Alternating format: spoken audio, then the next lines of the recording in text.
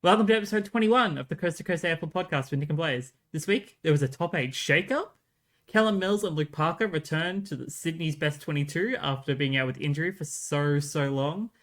Western Bulldogs and Carlton are a massive, interesting match that happens. Surprisingly, both Patrick Cripps and Marcus Bontempelli have standout Brownlow performances. We will talk about that later. Hawthorn get another win down in Tassie against Freo. It's pretty much their fortress. And much more. So let's jump straight into it. How are you doing, Mr. Cyric? Not too bad. Bit of change in scenery for all you YouTube watchers. Had a bit of a busy weekend. Shifting from house sitting duties. Still got to watch a bit of a football.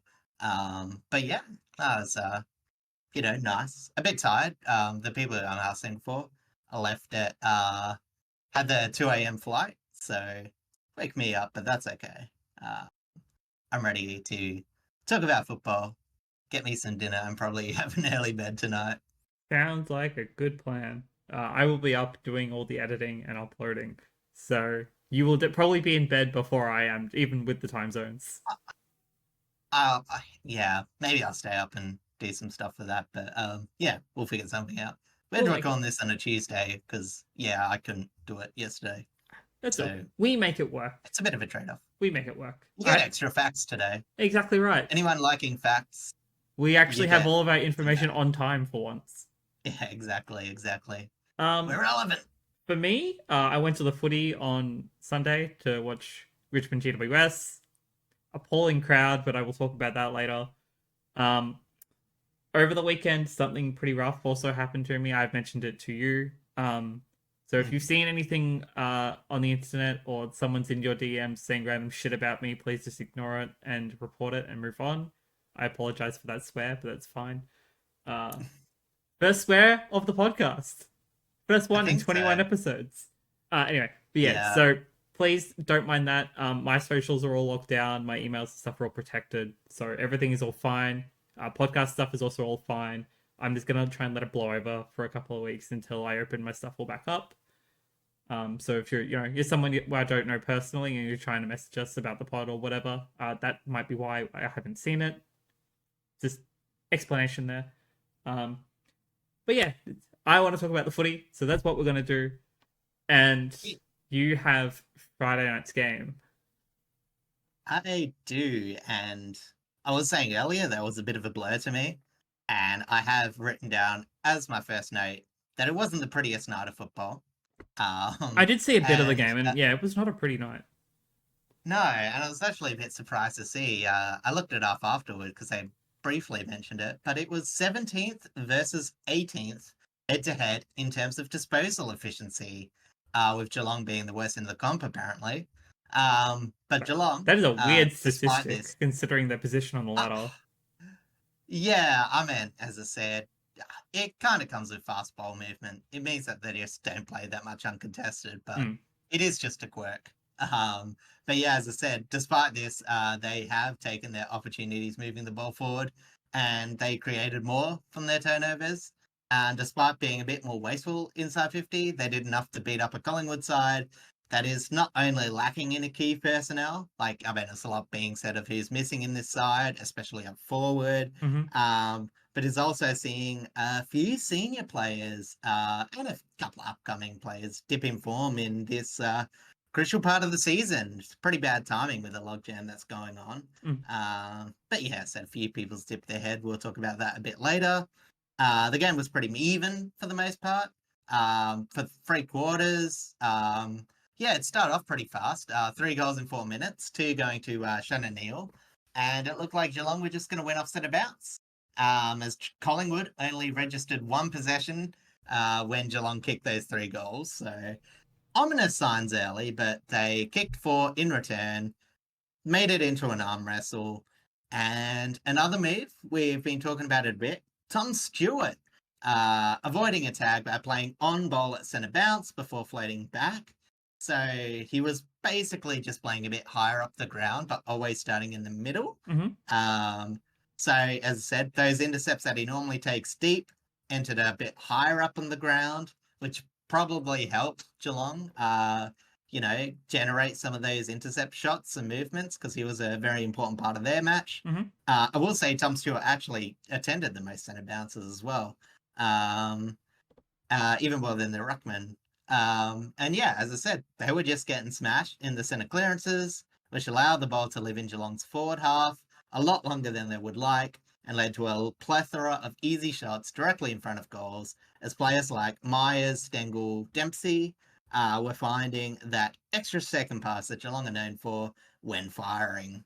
Of shutting Collingwood down defensively most of the night, winning most 1v1 contested contests, Geelong would control the final term's uncontested flow and cruise on to win 10-11-71 to 13-13-91, with not much notable apart from a nasty head clash between the aforementioned Tom Stewart and Lachie Schultz. Yeah, it was probably, I wouldn't say that of all the games this round, this didn't really have some of the like really big performers. Mm-hmm. A lot of players did have a fairly well-rounded game.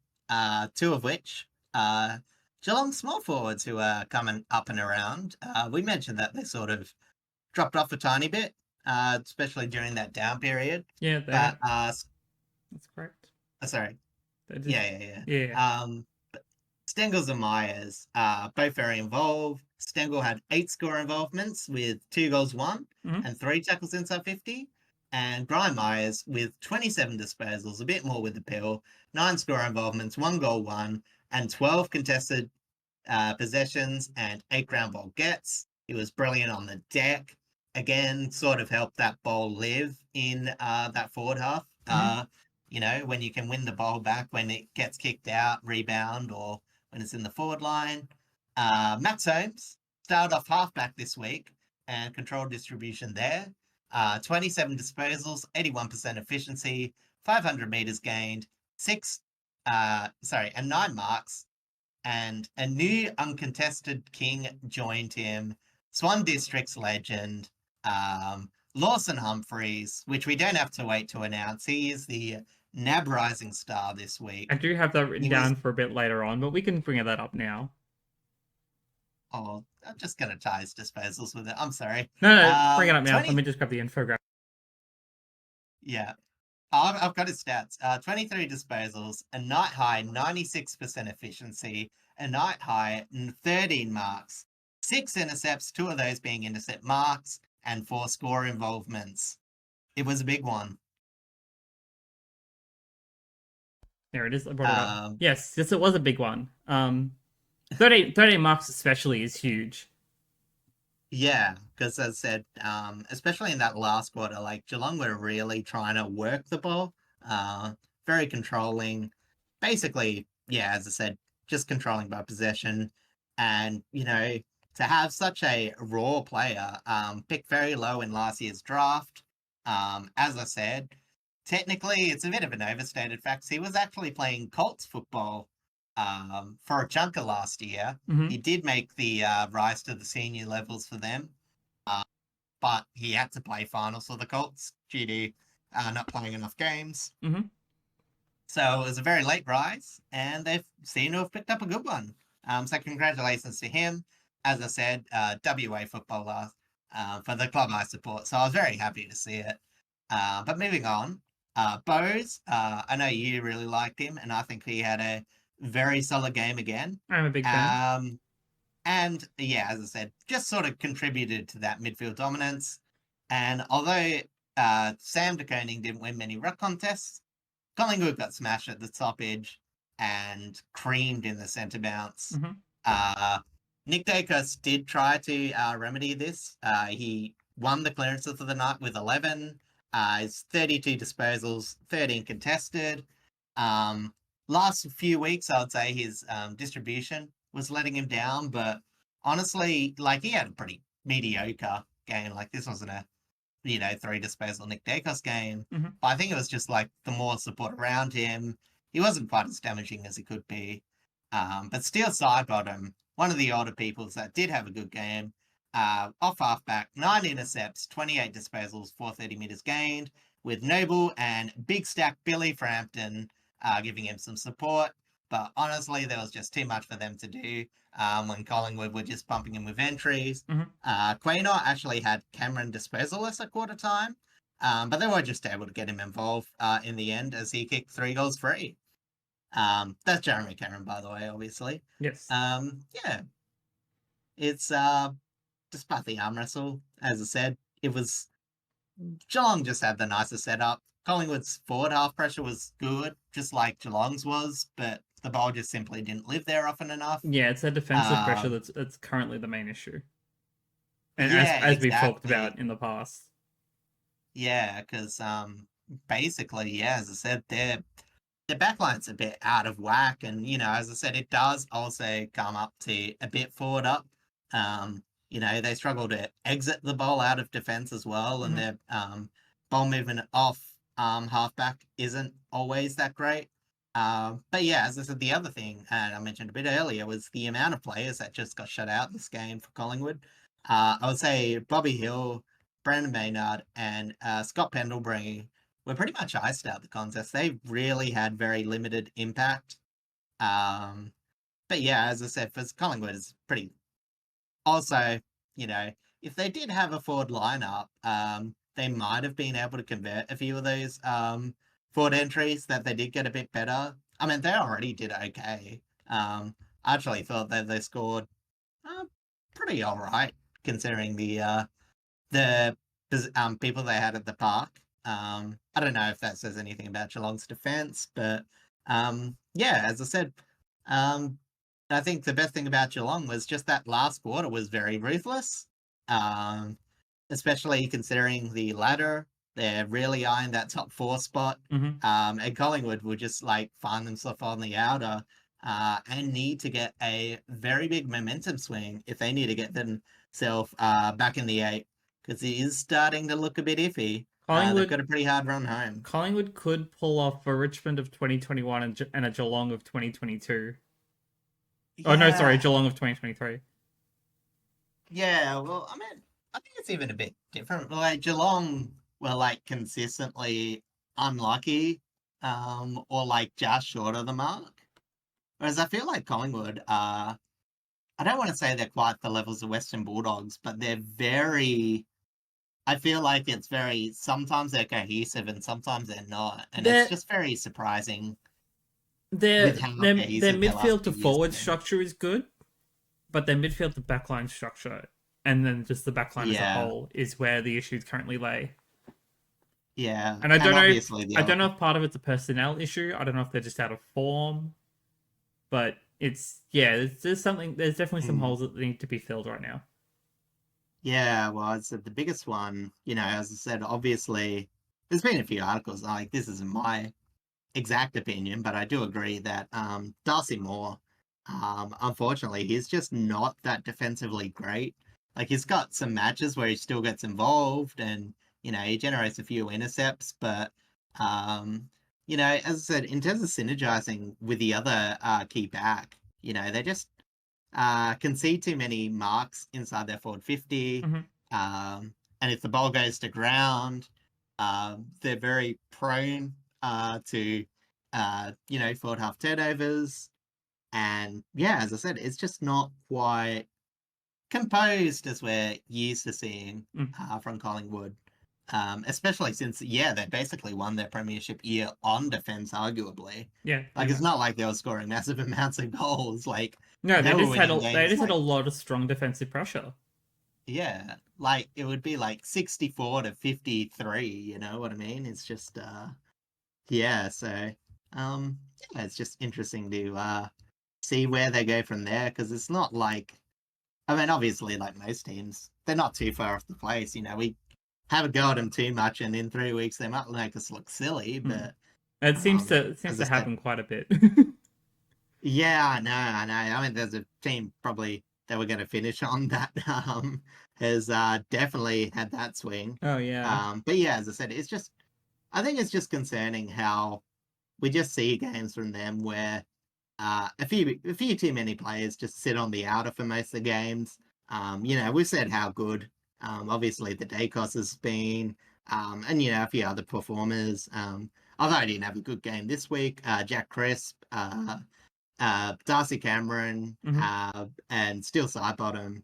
But you know what I mean? It's just been, I won't say like too much of the top end, but yeah, there's definitely, A lot more passengers than what there normally is side like this. yeah, and it's weird because, they also went through that other phase where they had a lot of players out, Mm. and a lot of the kids were playing very well. They seemed fairly structured despite it. And yeah, as I said, this period, it's the opposite. So um, it does mean that turnaround's possible, of course, but yeah, it's just It just still remains to be interesting to seen see at if the it moment. happens.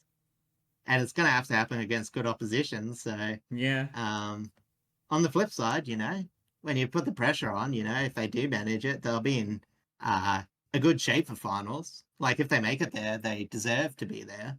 Um, I can't exactly remember the run home, but there's a few current top fours I definitely that they know have they to have one face. of the hardest runs home over the next couple of Yeah, rounds. exactly. So, but yeah, as I said, not to go too much into that. Geelong, yeah, as I said, um, one of their biggest knocks this year's probably been a bit of the midfield performance, Mm-hmm. and yeah, they did quite enough. I didn't mention him, but Patrick Dangerfield wasn't present the whole match, but was really, really good in early, especially in the start. I think he set up two of the three early goals.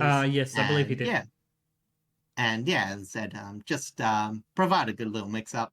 It's what you need from your veterans. And yeah, as I said, if you play struggle, but the way that they were positioned, they always had a chance to get back into the game. And, you know, a fairly all round performance. Yep, completely agree. All right, let's jump over to New South Wales, where it's Sydney versus North Melbourne at the MCG at the SCG thing. I'm sorry, Mm. I cannot get those two grounds mixed up. Swarm country. So I don't think anyone is really surprised. Sydney came back after losing two games in a row by a kick against the team that's currently 17th on the ladder. The scoreline was 20-18, 138 to 9-5-59. Both Callum Mills and Luke Parker, as I mentioned in the intro, both returned to the senior side playing their first games of the season, which is really, really good because, despite Sydney being in insanely good form and having barely dropped matches, granted now they've dropped three, but, they were only by a kick. Those two games were pretty Mm. much 50-50 the entire way. Freo played out of their minds in that first one. Um, but Sydney having their captain back especially is huge for them because he's missed so much footy, and now it feels like Sydney could still go another gear with their real leader in the field on the field. Mm. Um, but speaking of the other veteran that came back, Mr. Luke Parker, he is my first player to mention. Finishing with 13 touches, so only a low amount of touches, which is fine. 76.9% efficiency, with 6 contested possessions, 4 clearances, 2 goals, 3 score involvements, 6 tackles, and 11 pressure acts. So whilst he would play, I think he started as a sub, which is why his Yeah, he numbers are started low. the sub and he came on halfway through for But that, just but McInerney. but that second half was monstrous Oh, for him, considering first game back. exactly. And he only came in as a sub because Sam Wicks was a late change. I don't know if Mm. Sam Wicks was injured or pulled out for a different reason, but it allowed Luke Parker to come in, seeing that he was fit, and he got to have such a really good performance for half a game.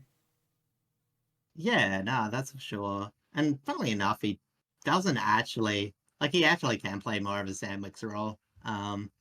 He's never quite been a forward that Sydney might have liked for him at times. Hence why they've sometimes twisted with Isaac Heaney. Mm-hmm. But he is so damaging once he if he has a bit of goal sense about him. Some of the stuff he's able to do in the forward line's quite good. And obviously we know his contested midfield work. It's pretty solid. Yep. Um, He's and yeah. probably my favorite Sydney player. I'll be honest. I've been a fan of him for a few years now. Yeah, he used to be the person that I would always put in my super coach team, and I knew I shouldn't. He's not the best super coach player. He's a bit lacking in disposal at times. Mm-hmm. But I love him, so I put him in there. Yep, I agree. Matt Roberts had a huge game in defense, collecting 23 touches, 86.4% efficiency, 5 contested possessions, 7 intercepts, 9 marks, and 10 pressure acts. He was pretty much insane. He was pretty much covering the entire defense on his own. It felt like he didn't need to do much more. Yeah, And it's just like, it's insane that he hasn't played more this season, because I don't think he's really had a bad game. It's just, obviously with the talent, No, he doesn't quite especially get when you've there. got someone like Rowbottom down there as well. Like, it's hard to stand out specifically as a defender. Yeah, exactly. And it's just like as I said, hopefully he'll get some more time. Players will go in there, so it always happens. If you're talented enough, you tend to find your way in. But honestly, he should be winning the Rising Star if he got to play a full season. I think Dempsey is still lead. I think Dempsey's still leading, but he wouldn't be far off if he had played a full season. Yeah, that's what I'm saying. It's just like the game by game, it's been quite fantastic. And then in both defensive efforts and distribution. Yeah, absolutely.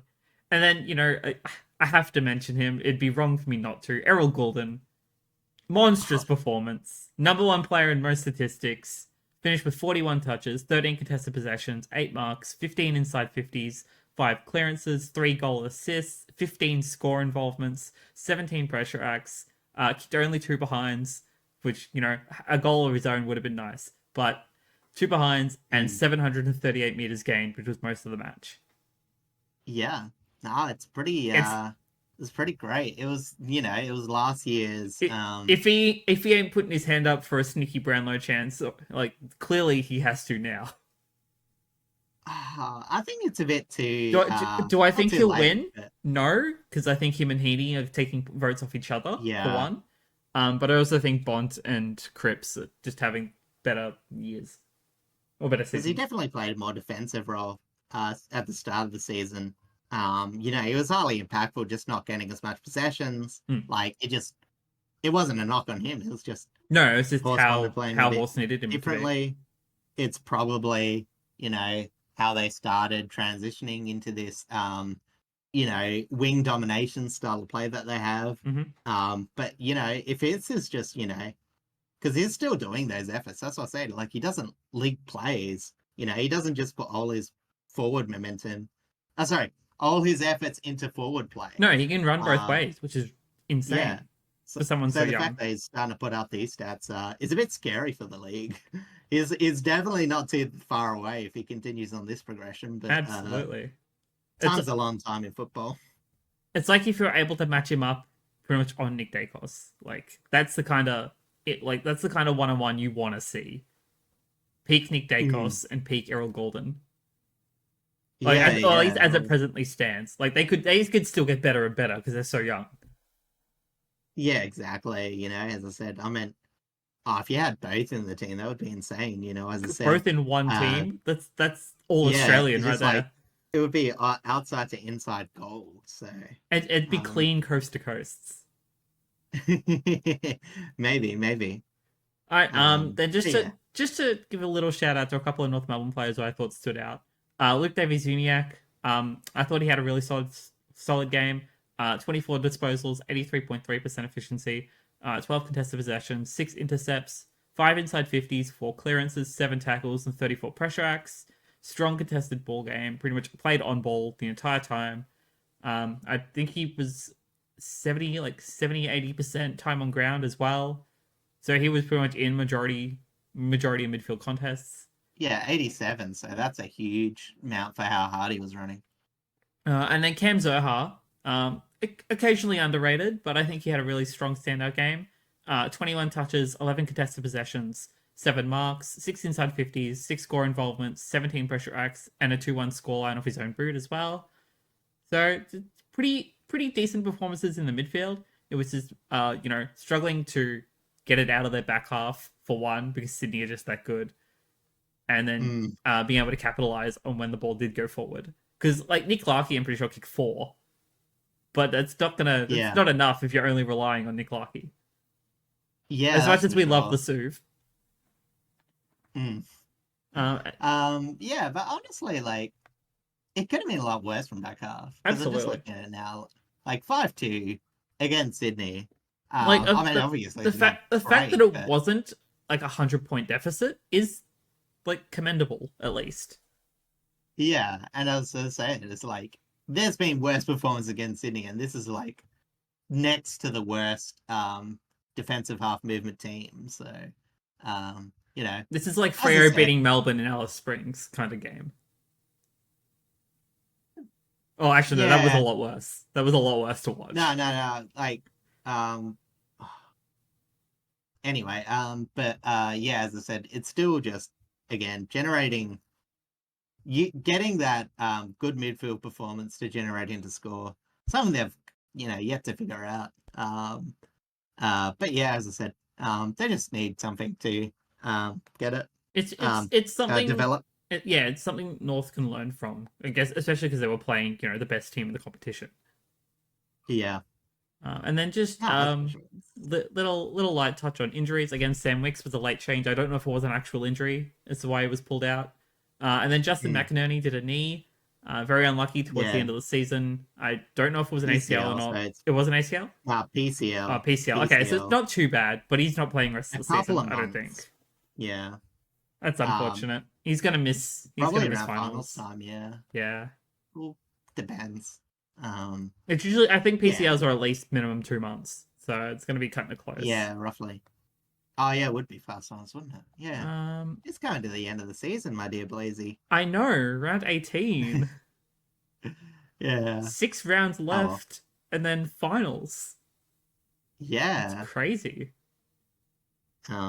But yeah, as I said, it's a harsh knock, but Sydney have had a pretty good run with injury this year, so, and they've got insane depth, so I do love him. I hope he does get back in time for finals, so wish him all the best. Yeah, absolutely. We love this game very much. We don't want any players to have any injuries. Unfortunately, it's just how the game is.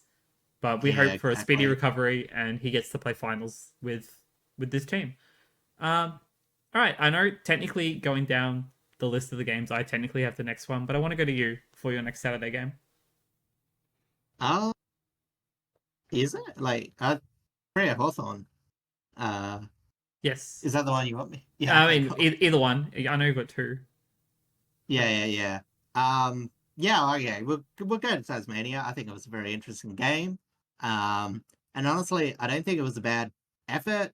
And, the results around them will provide them with a bit of optimism for Freo. But I feel like they did half miss out on an opportunity to solidify themselves in the pack. Sorry to interject, but I mean, you look at the track records of all the teams that have played down in Tassie, which actually isn't all that much. Like Collingwood have never played down in Tassie, for example. Yeah. But Freo do have the best track record outside of Hawthorn. Like, because North Melbourne has surprisingly lost a fair few games down there. It's still dismal. It's like 2-8, isn't it? So it is like a slim margin. But like, how many teams actually play down there, and how many exactly get a win over Hawthorn or North? Yeah, I think it's actually Hobart that they're slightly better at. Unless I just misread it. Maybe I read Hobart's instead of Launceston. Possible. But either way, it's Tasmania. Not many teams apart from those two, Hawthorn and North, have a winning record there. Yeah. And this game was tough from the outset. Like, the way that Launceston works, it doesn't favour, chipping short disposal play, and it doesn't favour outside ball movement, which is kind of where Freo set up. We've talked about, how they like to, move the roll around a bit from the back half switch and, find plays on the outside that generate plays on the inside. But yeah, basically for the night, both these teams were pretty much locked into just doing hard work inside midfield for most of their attacking generation. Hawthorn making the most of their opportunities to create attack from their entries. And this was like sort of summed up by the Young versus Newcomb matchup. Young got a lot of the ball. Both were fantastic, by the way. Like, it was a great head-to-head. But yeah, Young got a lot of the ball, pumped the ball forward, and was still great. But Newcomb, he was limited. He had 16 touches, but they led to 7 score involvements, and he was pretty much lethal with whatever he did for the night. And that sort of just sums up the game. I think, anyway. Momentum came a few times in what was mostly an arm wrestle. But in the last quarter, a half-injured James Sicily can't lift his head above his shoulders, couldn't tackle because his arms were half dead. provided to be the game maker, as 2 late goals in the last quarter separate these teams. And the often accurate Nick Watson, a bit of niceties for him. He kicked the sealer, made it a 13-9-87 to 10-14-74 game. Yeah, and as I mentioned before, going into the individual stats, a lot of the top performers are inside midfielders. Hayden Young, I thought there's a few others that'll be in contention, but he's actually a sneaky chance of free round low votes, despite the loss. I was doing solid bits everywhere, generating offense, only 20 possessions, but 8 inside 50s, 5 clearances, 6 score involvements, and 4 direct goal assists, 5 clearances, and 8 tackles. That is pretty all-round effort. For a small amount of disposal number, like actual disposal gets, that's massive all-round numbers. Yeah, as I said, it was funny because it was like, oh, Newcomb, had a lot less possessions, did a lot more. It's only 4. But yeah, they both were fantastic. And as I said, Newcomb's pressure was great. In addition to what I said earlier, he had 8 tackles and 6 ground ball gets. Mm-hmm. So that was a very good one. Nash Day and Warple were very balanced. And I will highlight Nash. He was probably the most likely one to get Brownlow votes, if not for Young.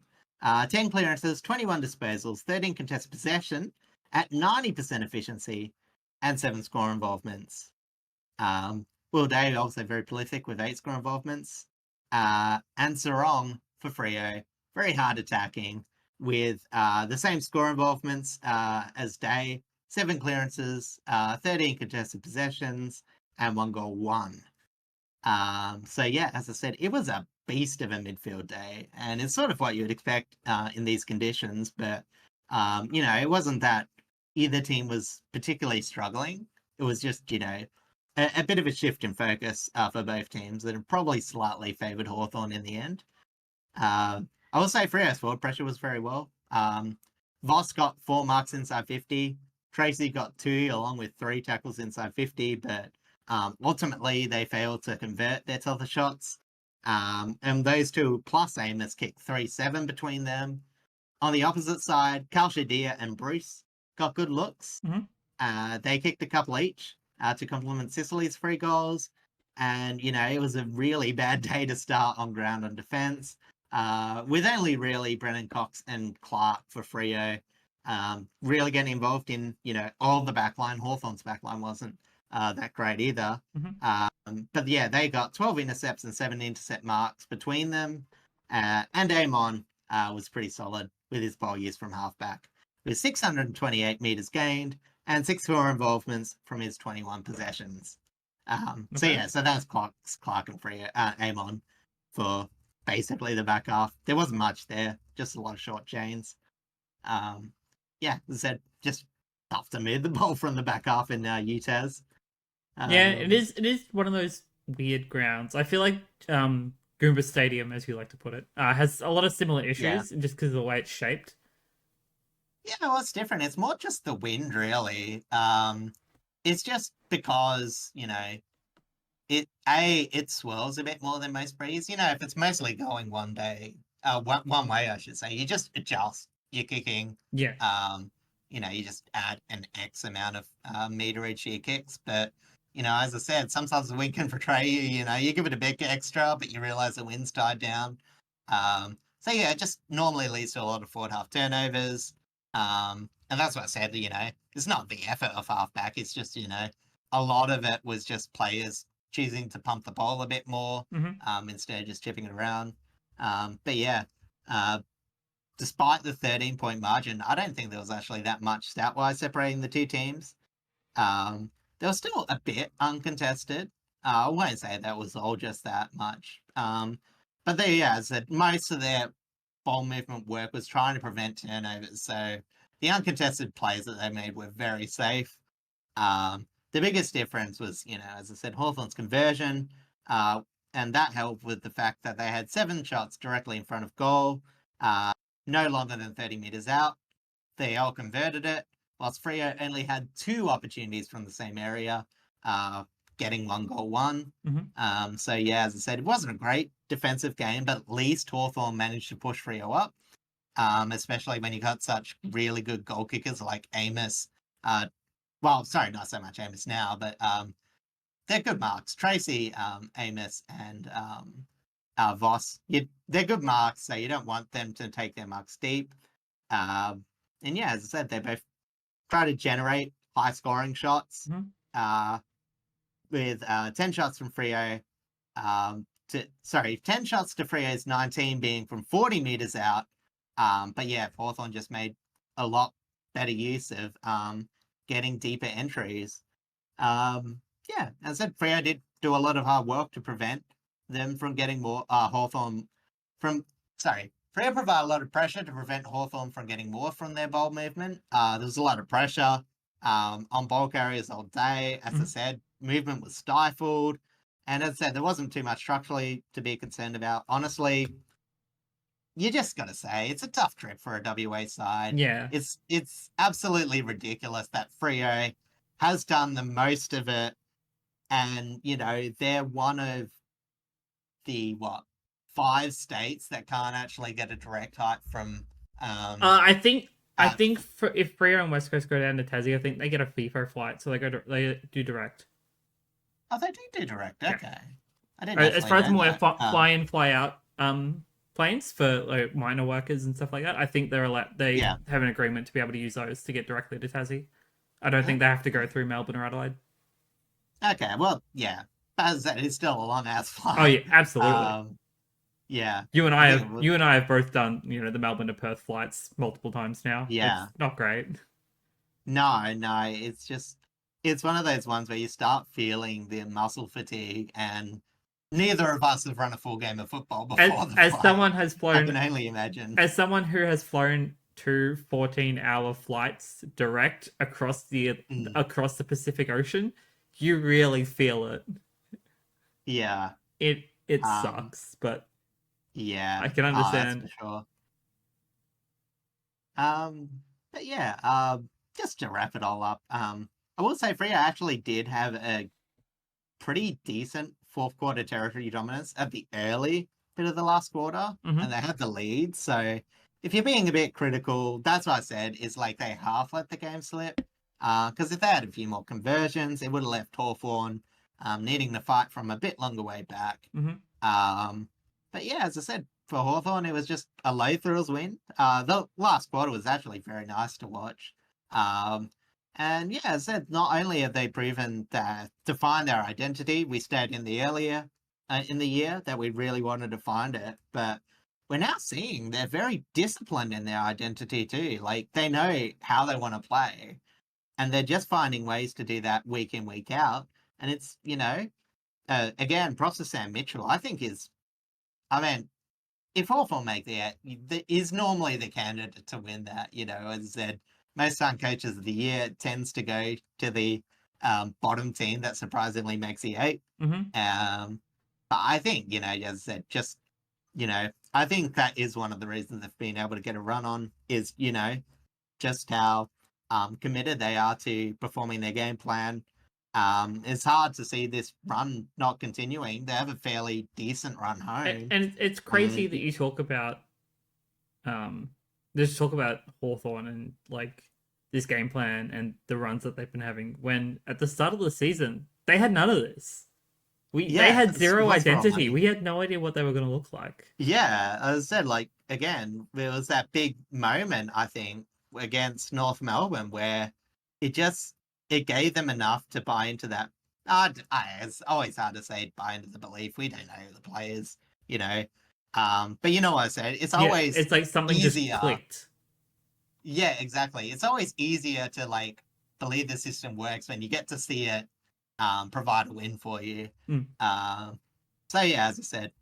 But yeah, it makes for an interesting match next week. We'll talk about a bit later where they face Collingwood in what's probably a mini elimination final. Actually, I lost ready. The team would put them in the back foot. Absolutely agree. Because yeah, you look at both these teams at the moment and where they're positioned on the ladder. Both of them pretty much need to win this game if they want to play finals. And I think if you look at Hawthorn, and we will properly talk about this in a bit, but like you look at Hawthorn, I don't think finals was ever really their goal for the season. It was just about being competitive and at least putting up pretty decent fights, trying to at least stay middle of the pack. And they've definitely exceeded that expectation. So if they make finals, that's just a bonus to them. For Collingwood, they are the current reigning premiers. So they want to defend. Don't have to say much more. Yeah, exactly. And obviously, I said the other thing for Hawthorn is that they can't afford too many losses because they have dismal percentage. So they're very likely to overtake anyone who's drawn with them. So they will be looking for 13 wins. They've got probably 3 easy games or games that they should beat. So if they beat Collingwood, they're very well set up. But we'll see, because as I said, it might be a year where 12 wins or 13 wins still might not be enough. Probably 12 wins might not be enough. So, we'll wait and see. But, as I said, great win by Hawthorn. Sounds good. Now, Saturday afternoon blockbuster at Marvel Stadium of all places. The Western Bulldogs and Carlton. Two very interesting teams from this season. The Doggies, having their inconsistencies up and down. Carlton winning some massive games, looking in really good form, and then dropping some games that they probably shouldn't.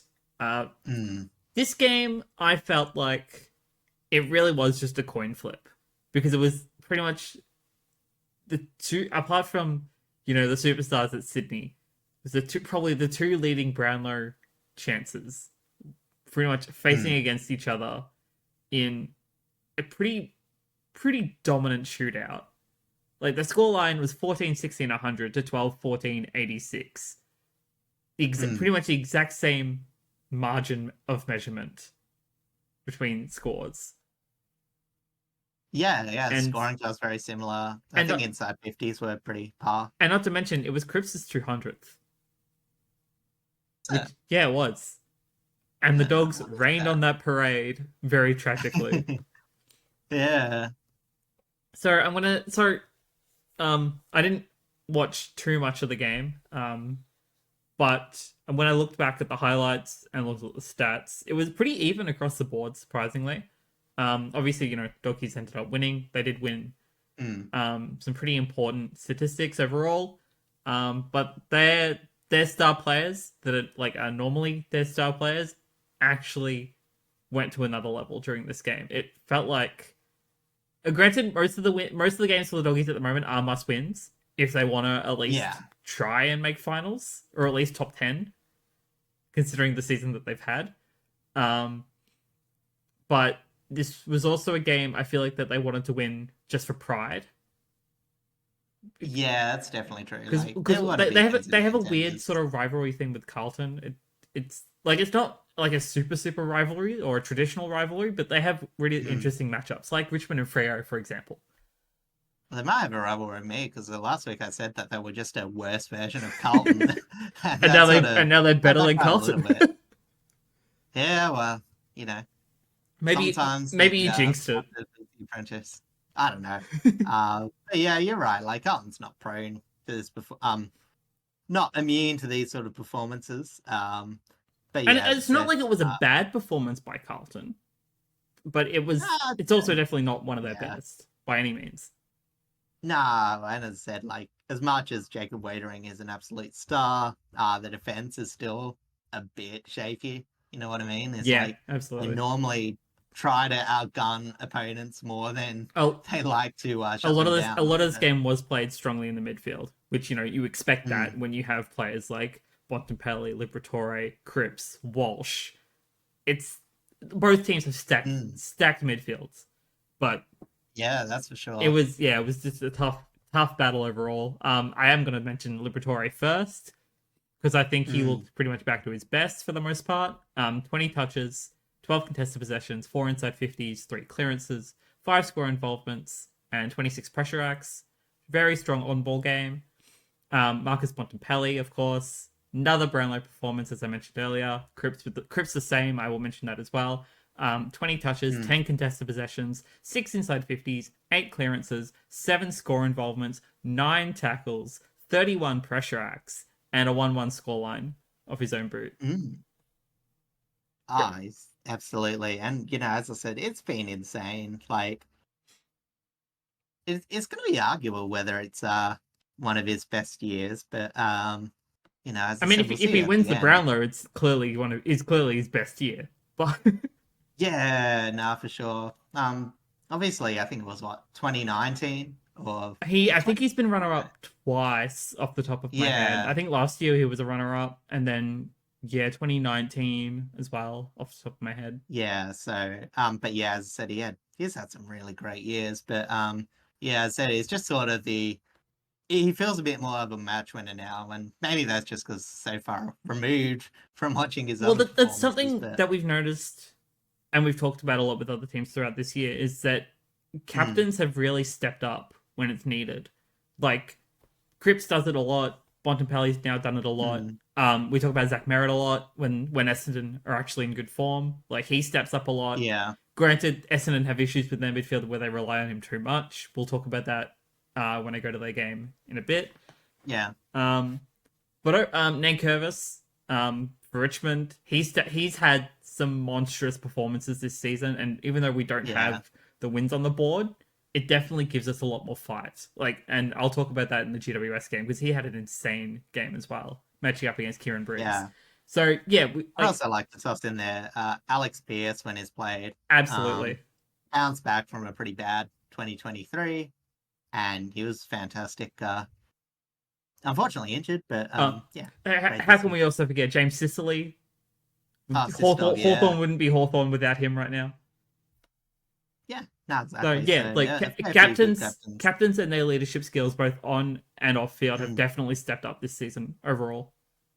Oh, yeah. Toby Green as well. Like GWS, granted, they have had a bit of lull in performance. Yeah, but when he's on, like GWS as a whole are on. He's won a couple of games off his own book, but yeah, as I said, it's exactly right. So, anyway, back to the game at hand.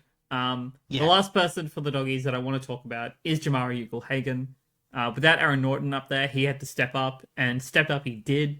20 touches, 10 contested possessions, 6 marks, 13 score involvements, 12 pressure acts, and a 4-3 scoreline off his own boot.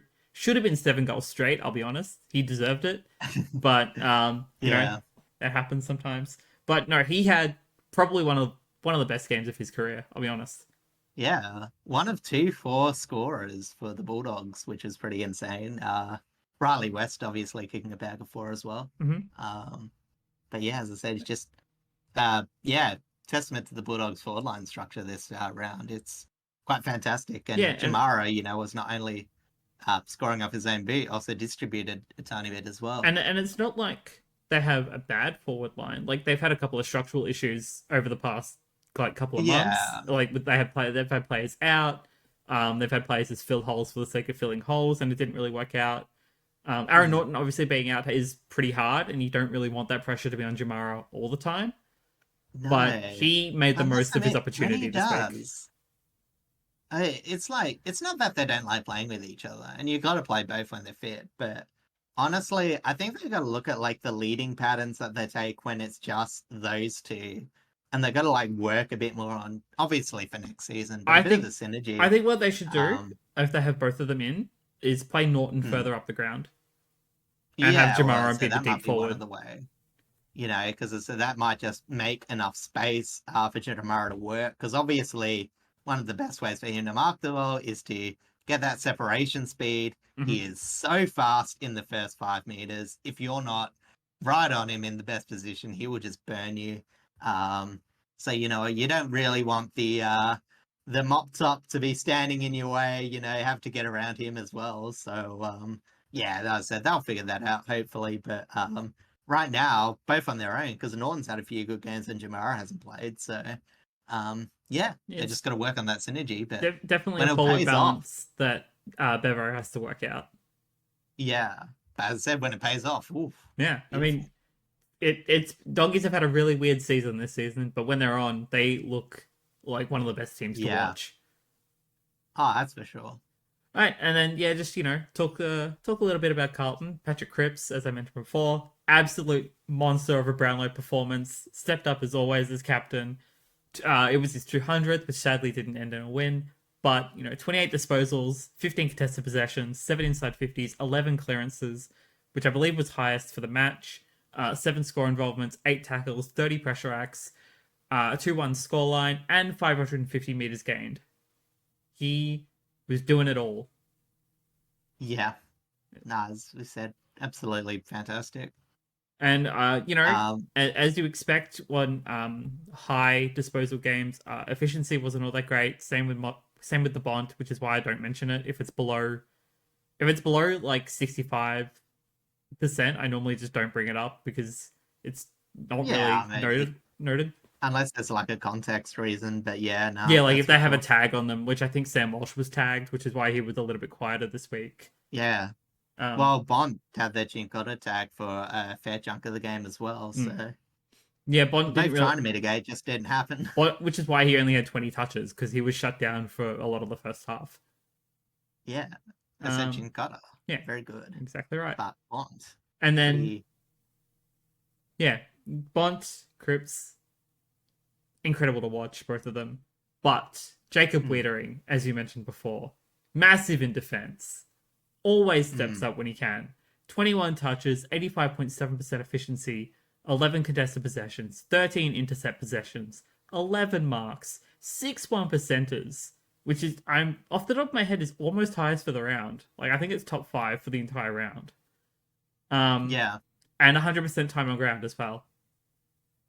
It's always defenders that put in that much effort and never touch the bench. Yeah, no, that's for sure. And, this was just one of those things where, obviously, you could say, oh, he's on Eaglehagen and Eaglehagen kicks, 4 goals free. But when you put Wiedering on him, like, you have to go a bit more team defense on Eaglehagen, which is, again, where Carlton's a bit if you weaker. play Eaglehagen one-on-one, you're not going to win that. Yeah, it's just, and especially Wiedering, as I said, like, I love Wiedering, but he's a veteran it's not his and he's slow, and Jamara's young and he's fast. Exactly. So you want some person, either you have someone on the zone covering him, or as I said, Wiedering is like a light person, and they just play like real,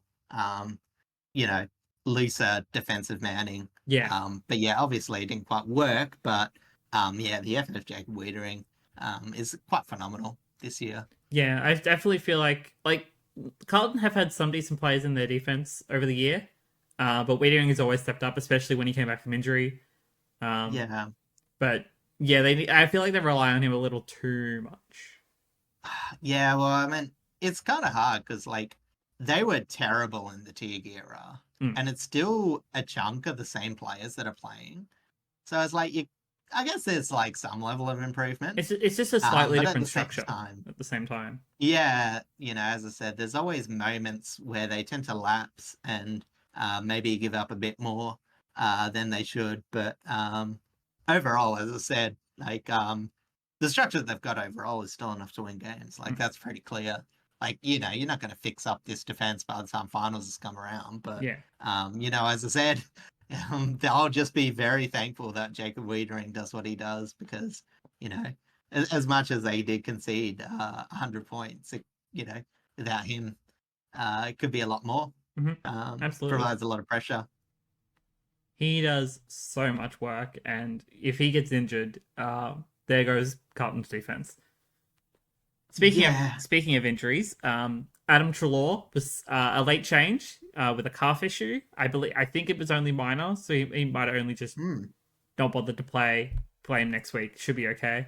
And then Zach Williams redid his hamstring, so he'll be out for a couple of weeks. He's had a really unlucky season because he's had a few injuries already. But as I said, there's a few times where he's missed. Obviously, the last time, because it was Williams and Sard, it was a lot worse. But it's been so useful, not only off half back, but playing forward, which is done. Yeah, he's been able to play both ends, which is nice. Yeah, and it gives them more options.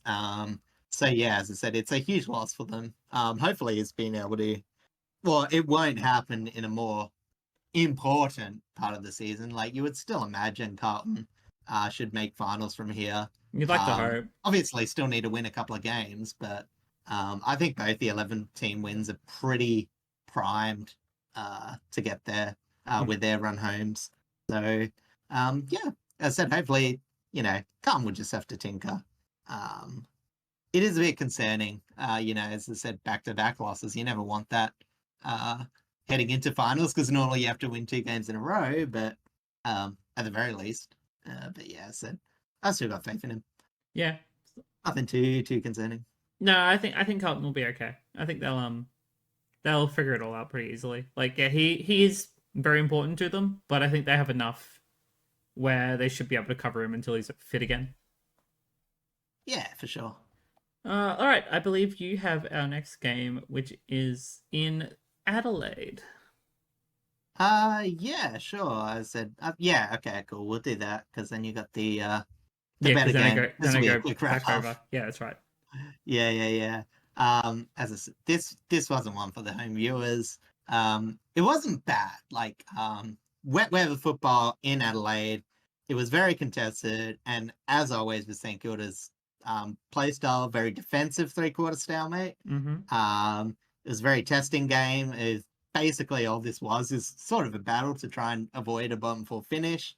The main difference really in this game was, ironically enough, tall forwards, especially because it was in the wet. But Adelaide made a lot better of their limited inside 50 marks, with the talls getting a reasonable spread of goals directly in front.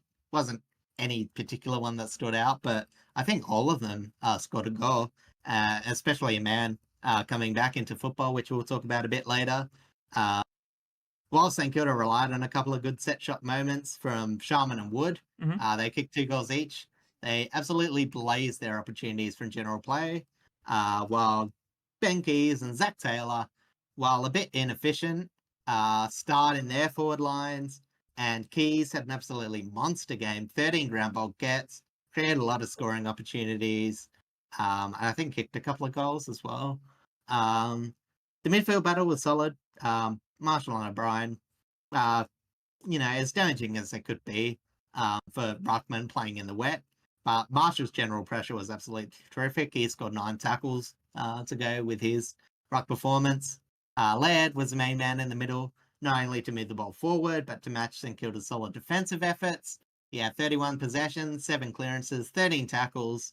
On the outside, Lockie Scholl had another solid game in what's turning to be a decent year. Probably on the fringe of breakout. But yeah, he scored 2 goals, 5 score involvements, and 6 intercepts.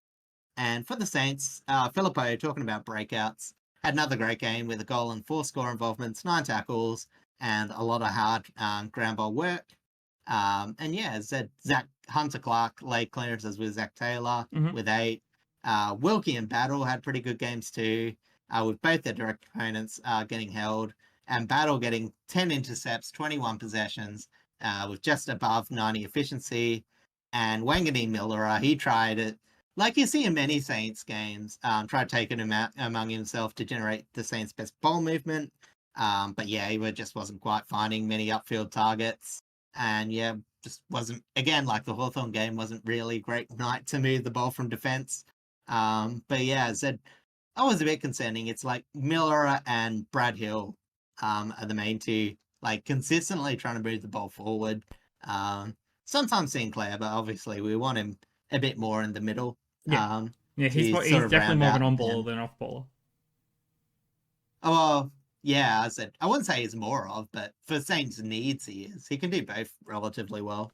But yeah, as I said, yeah, Saints got soundly beaten in the inside 50 count. So, in a wet night, sometimes games can just be that reductive to inside 50 count wins. It was definitely a case here. Saints could have converted a bit better, but honestly, they were fairly out of it, despite most of the scoring coming from the last quarter. And yeah, the biggest win in terms of Adelaide, I think it would be the meshing of the midfield against, again, one of the best midfield restricting teams in the competition. I don't know if that's the biggest win, I'll be honest. I think just getting Philthorpe back is their biggest win. He's been that important to them in the past. What you can plan for. True. True. As I said, if they want to play Philthorpe, they've been needing to play Philthorpe. They just haven't because he's injured. Yeah. But now that he's back, they look so much better. I mean, I agree with your point, but yeah, as I said, I guess to clarify what I was saying, it's like the biggest win from what they were focused on in terms of what they were is the trying to do midfield was, battle. I think, Yes. the midfield. Yeah.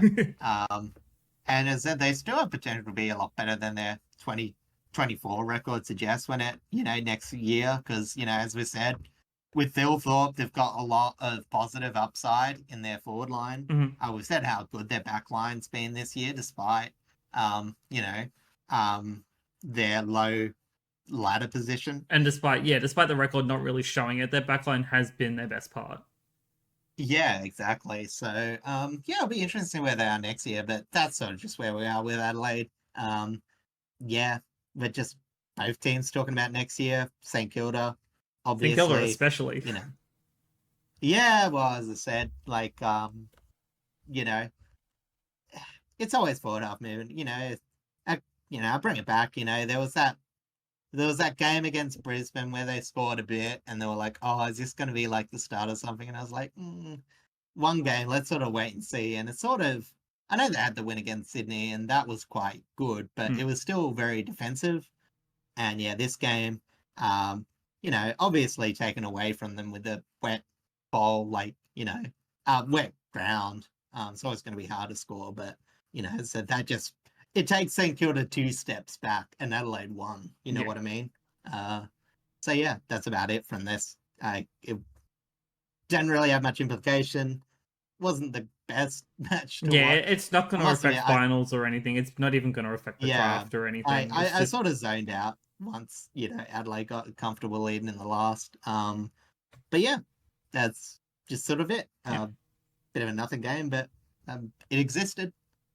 Yeah, we have those games every now and then. Like, technically the Sydney North Melbourne game was also that as well, but I did want to mention like a couple of specific things from that.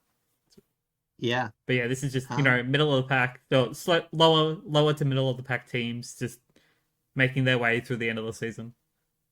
Yeah, exactly. Anyway, you want to go on to the big game? I do. The Saturday night blockbuster.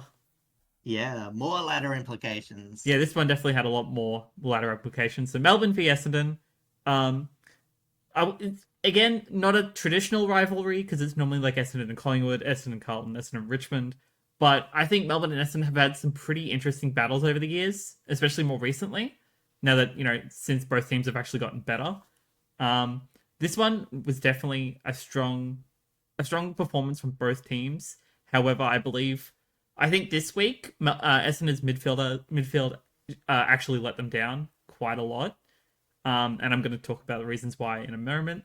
But the scoreline, pretty low scoring. Both teams kept under 100 points. I believe it was also wet weather footy for the most part. But it was... Yeah, it was pretty... It was pretty interesting overall.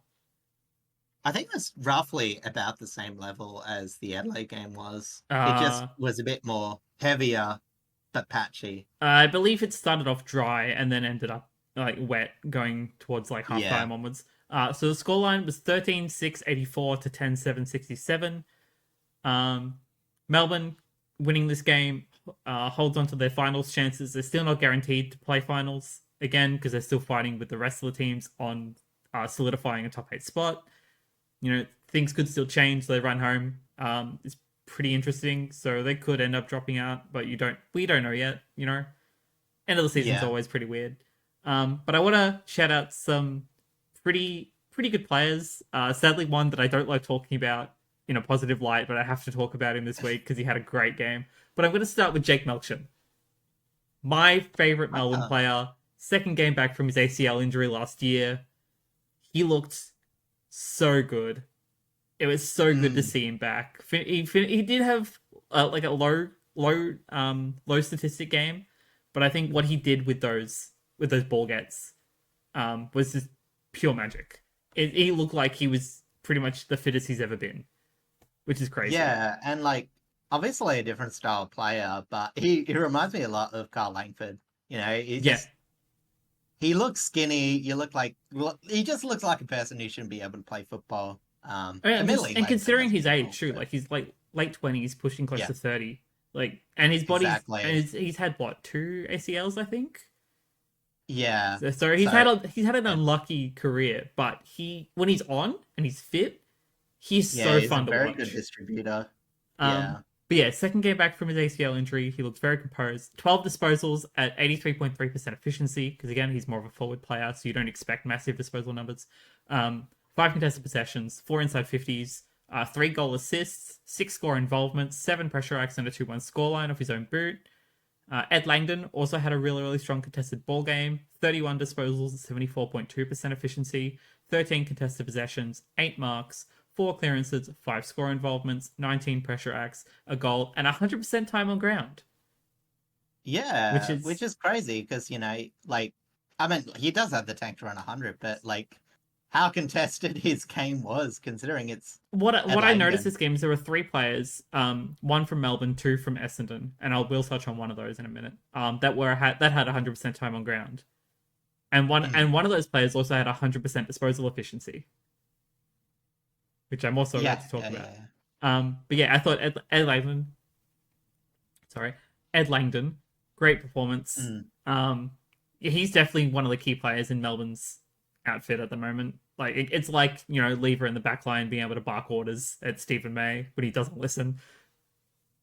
But I think this week Stephen May actually listened because he had a phenomenal game. As much as I hate to talk about him in a positive light, he had a monster performance in defense.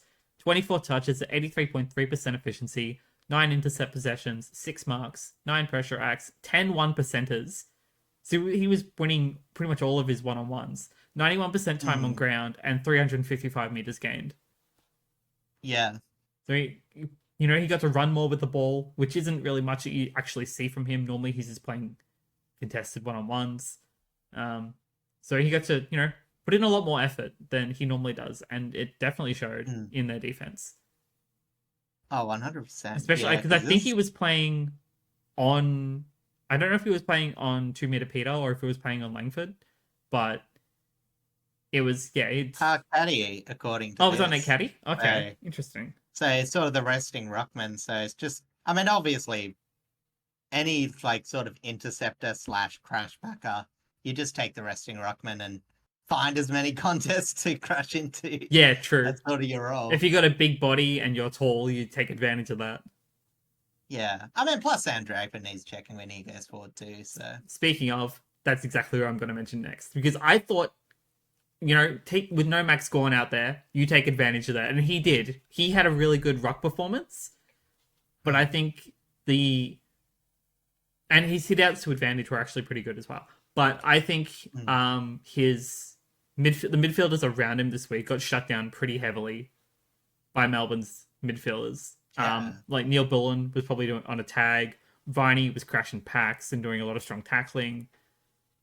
Petrarca, he's out. Clary had a pretty solid game. A little underrated as to what he normally does, but I thought he looked good. So yeah, I think just Essendon's outfit just got shut down really hard through the midfield, and they just didn't take advantage. Up against Van Rooyen and Harrison Petty, and I think I mentioned before, Harrison Petty took 4 hit-outs in his life before this game. He got 10. So, it's funny though. It's just a little tally that he's slowly getting up. Yeah. So, but obviously I had a look at it, and both of Melbourne's backup ruckmans were 19. So this is just sort of look if Gorn ever goes down, and at least they showed, they have the process to look after it. Yeah. Look, when as a coach, you proactively plan for this. Yeah, exactly right. Especially when you have only one key ruckman, you actively have to plan for it. Exactly, and props to Goodwin. As I said, they did quite well considering. They pretty much played as an extra midfielder rather than primarily a ruckman, and it worked out for them. Yeah. Because Richmond have done that in the past, and it's a really interesting strategy. But sometimes it works out, and for Melbourne it did. Yeah, even you can. Granted, you could probably get away with it against Sam Draper. Again, he's not the greatest ruckman in the comp, but if you go against really, really, really good rucks, your Nankervis, your Tristan Sherry, your Kieran Briggs, your Sean Darcy. If you can imagine the other ruckman eating... if you can imagine one ruckman eating the other ruckman, I think that's just sort of... That's pretty much it. Yeah. The sort of star we're talking about. Anyway, He feeds on smaller bodies. yeah.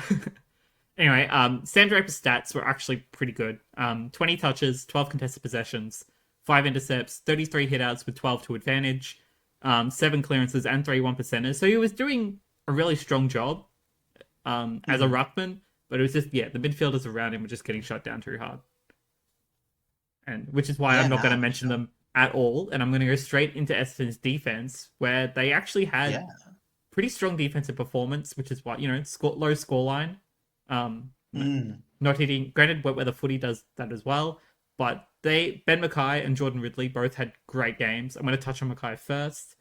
21 disposals at 100% efficiency, 11 contested possessions, 17 intercepts, 7 marks, match leading, 9 pressure outs. Round leading. Yeah, that is round leading, and 100% time on ground, which is insane.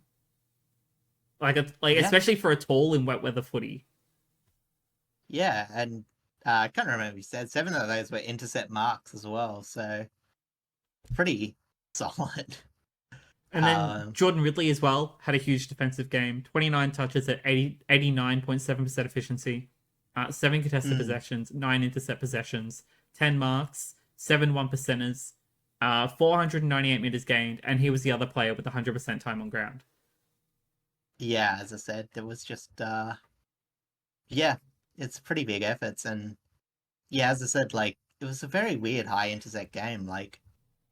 32 intercepts between 2 players is quite insane. That's Ben Mackay and Judd McPhee. Yeah. Who had 15, but you know what I mean? It's just the ball was not safe going forward. I know, sometimes in the wet weather, definitely a lot more ground ball goals rather than straight sharpshooting because of the wet weather. But as I said, especially with I know Essendon's defense was also good, but it's a reason why, despite the high disposals count, Melbourne quite comfortably won. Melbourne are very strong in wet weather, well. And Essendon doesn't have that much experience in wet weather, and that's partially due to the fact that they play at Marvel a lot because the roof's always closed, and when they travel, it hardly ever rains. So when you get an actual wet weather game, you don't really know what to do if you don't have that much experience.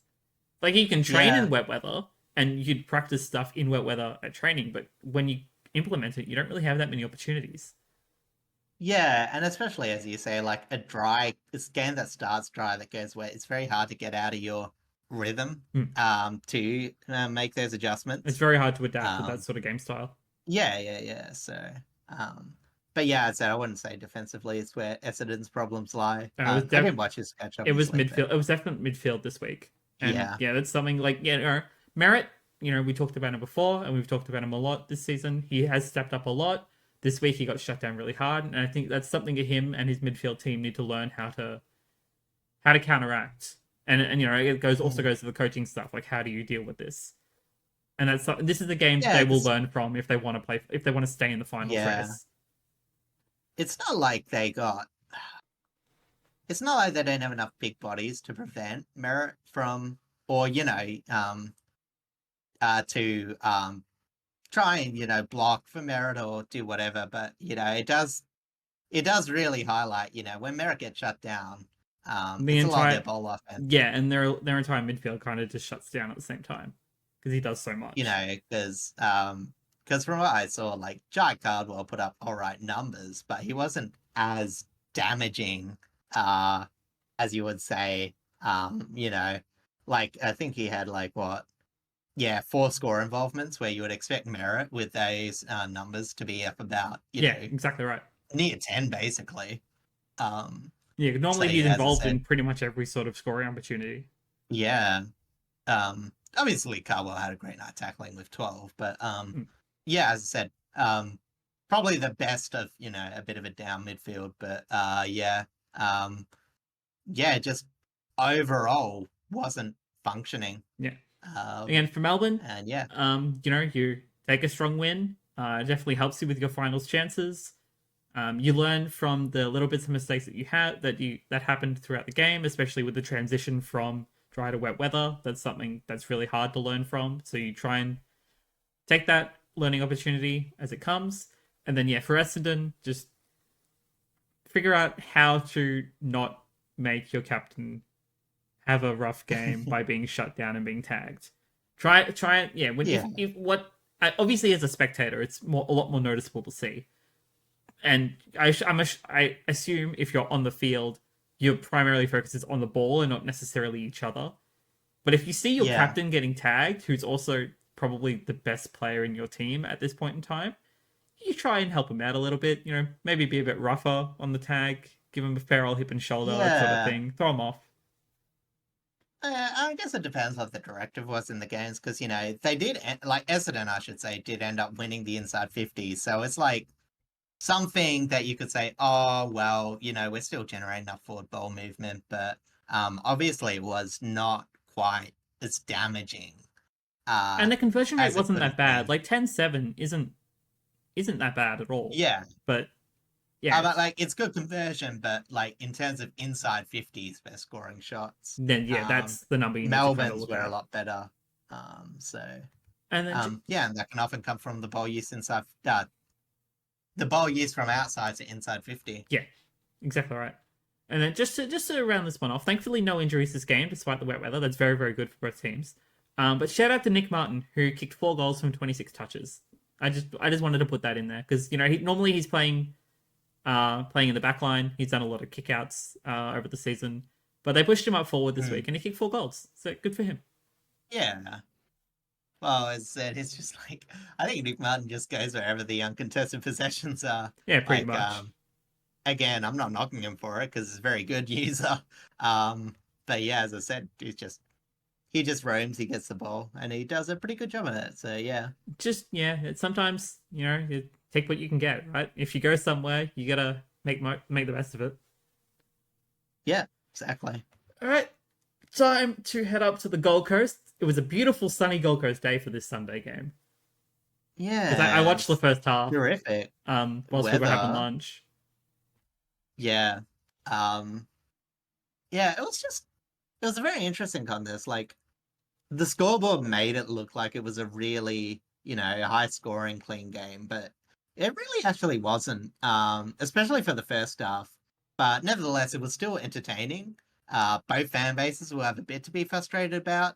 But honestly, the younger Gold Coast side, the youngest team to take the park this year, held on despite some last quarter inefficiency, as they doubled their behind count as they try to stop the possible Port comeback, who most of the day struggled to turn chains from anywhere around the ground into inside 50, unlike the Gold Coast, who scored very well off turnovers, and once it was there, locked the ball inside 50 with great pressure and great ground ball work.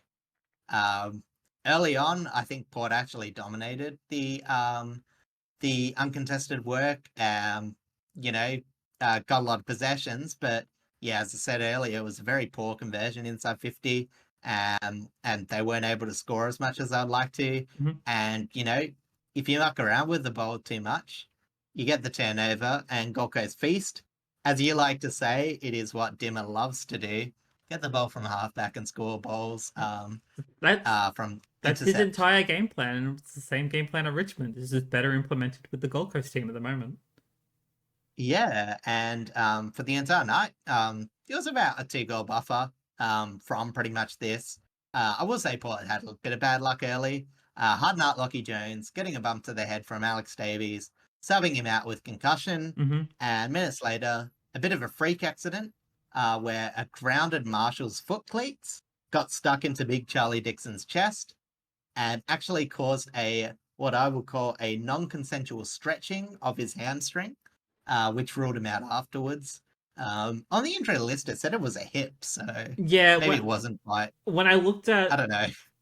When I looked at the app for this game, I think it was after quarter time. I saw that you guys had no bench, and I was like, "What the hell happened?"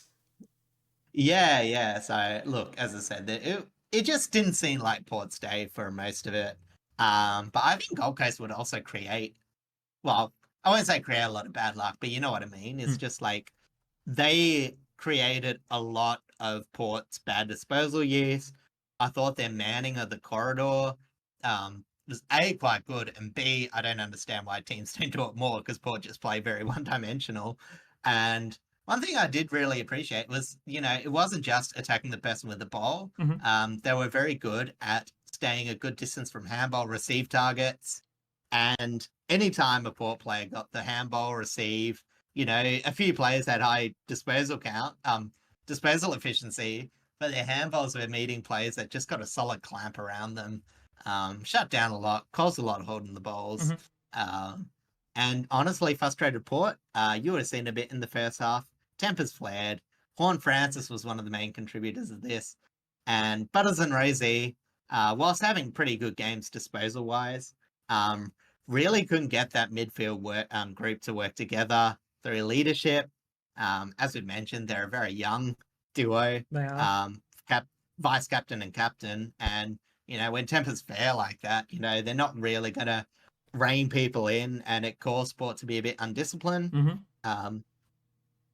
But yeah, as I said, Gold Coast were a bit wasteful. They didn't quite make use of their stoppage dominance, but an excellent second and third quarter, feasting on ground ball, led them to comfortably winning 14-12-96 to 12-10-86, despite a pretty solid effort by former captain Travis Bake in the last quarter. As I mentioned before, there was like a few big names out for the Gold Coast. They needed a few people to step up, and they did. I think that Ned Moyle, being the first one to probably highlight, he was probably the most important matchup win. Probably not the best on the ground, but it was very important for him to have a good game, and he did. A respectable 30 hit-outs, and 14 possessions with 3 clearances, and a nice 6 inside 50s, and 4 interceptions. He just did a lot around the ground. Sweet had an okay game, but Moyle just seemed to get involved in much bigger plays and tiny bit in transition.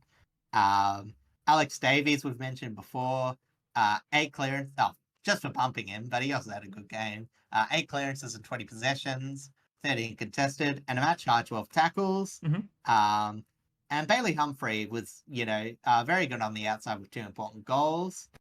In terms of the bigger name players, Sam Flanders, not high contested player, but 11 score involvements and a goal from 30 possessions.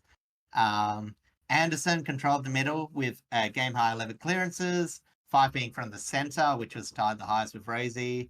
16 contested possessions, 1 goal, 9 score involvements from 29 possessions. Absolutely fantastic game. And Sam Collins had a tied game high 9 intercepts, restrict the damage at Dixon.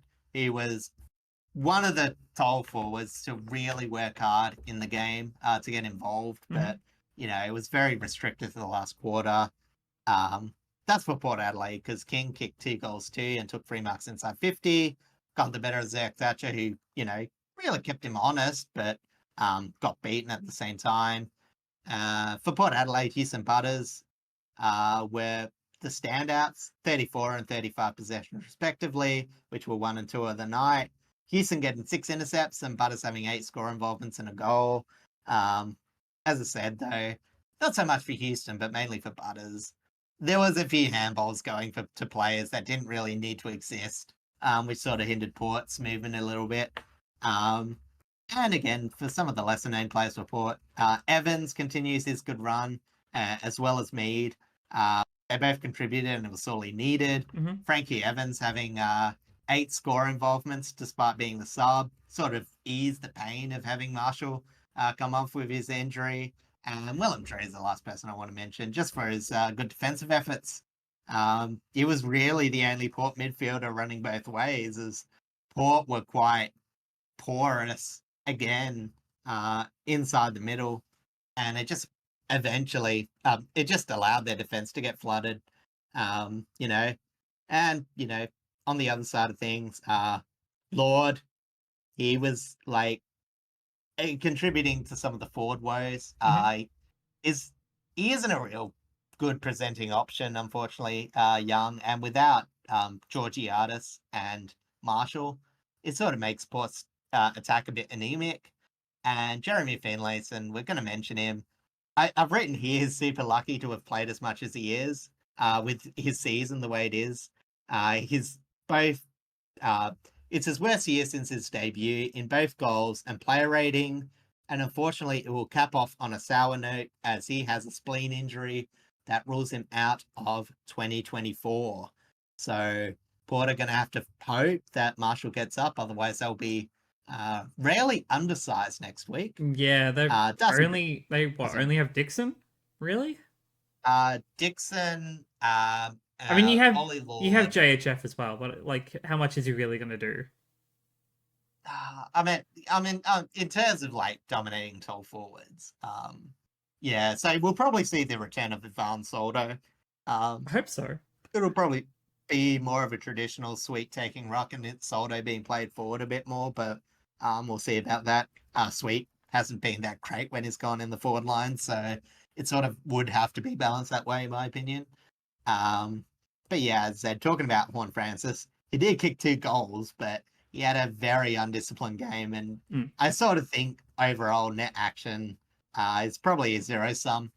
He gave away as much as he gave, and as I said, like I mentioned before, it was a young Sun side that they put out on the team, but when things got a bit stroppy and things got a bit angry, it's almost as if like the Suns had a lot more discipline or experience to draw from, because they got Port frustrated and they did what they love to do. As Port got more frustrated, there was more turnovers and they scored 11-7 from them. They're still a bit mediocre from back half. You're not really going to comment on this game, because it's not their A side that they were putting out. And yeah, as I said, it was a really solid win from the Suns. I know that the meme is that they're also good at home, and that they're just on the flip side, they're just terrible away. But like honestly, this is like a game that if they do make finals, I think they'll go back on. Maybe even more so than their first away win if they ever get that. But yeah, as I said, in terms of Port, I mentioned it before, their stat leaders look good, but their effective handballs are some of the worst in the competitions. I don't have any stats to prove that. You're just going to have to believe it as a jaded Port fan. And yeah, their inside 50s are way too frequently in areas that the oppositions tend to allow, not very damaging.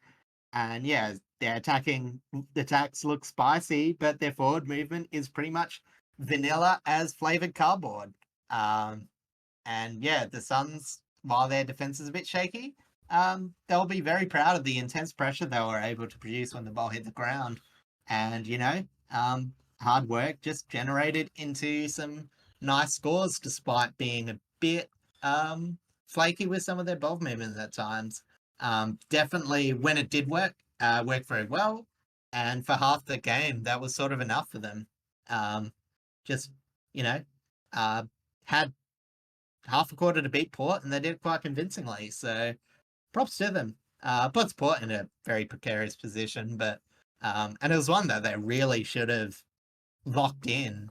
Or sorry, you would have want some of the efforts to be a bit better, considering the big record against the Suns that they hadn't lost against the Suns since that infamous Gold Coast first win.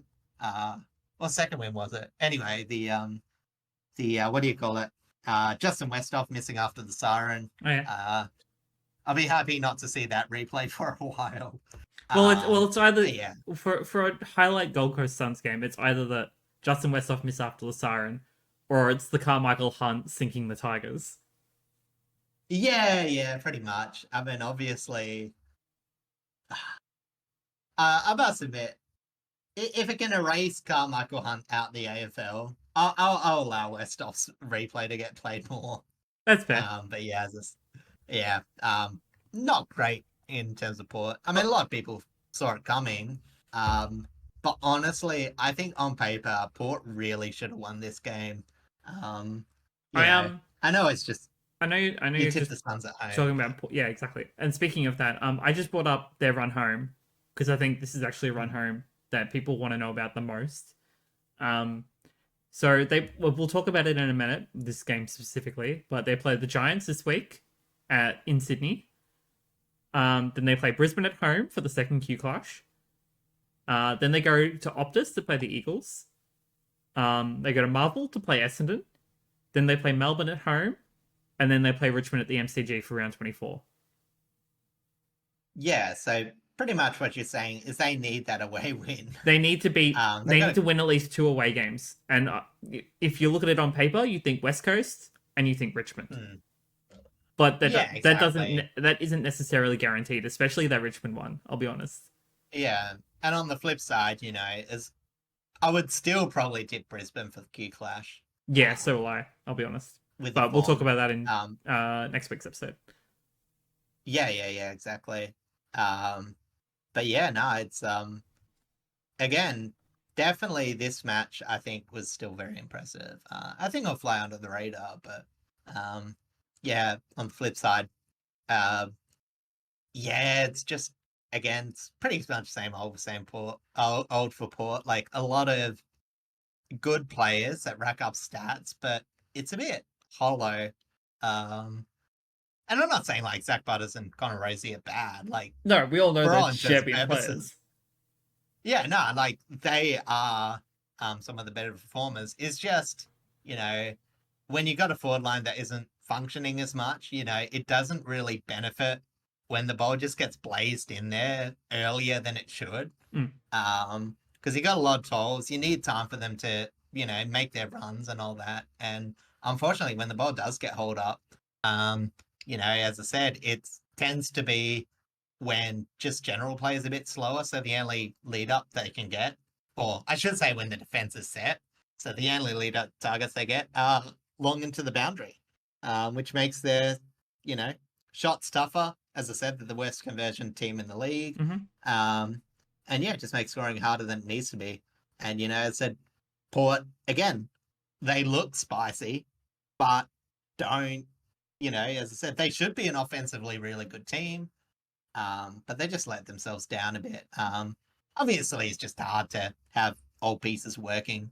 But yeah, it's a bit disappointing how bad their conversion is, especially this year. Yeah. And it's why most people were saying that they want a bit of a change from Hinckley, because it's stuff we've seen before.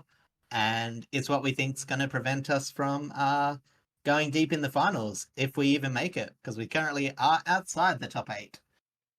Welcome to outside the top 8. I know, it's been a while. Yeah, I think, but considering your run home and Gold Coast run home, I think Port do have a more likely chance, but it's just you're inconsistent everywhere, whereas Gold Coast are only inconsistent away from home.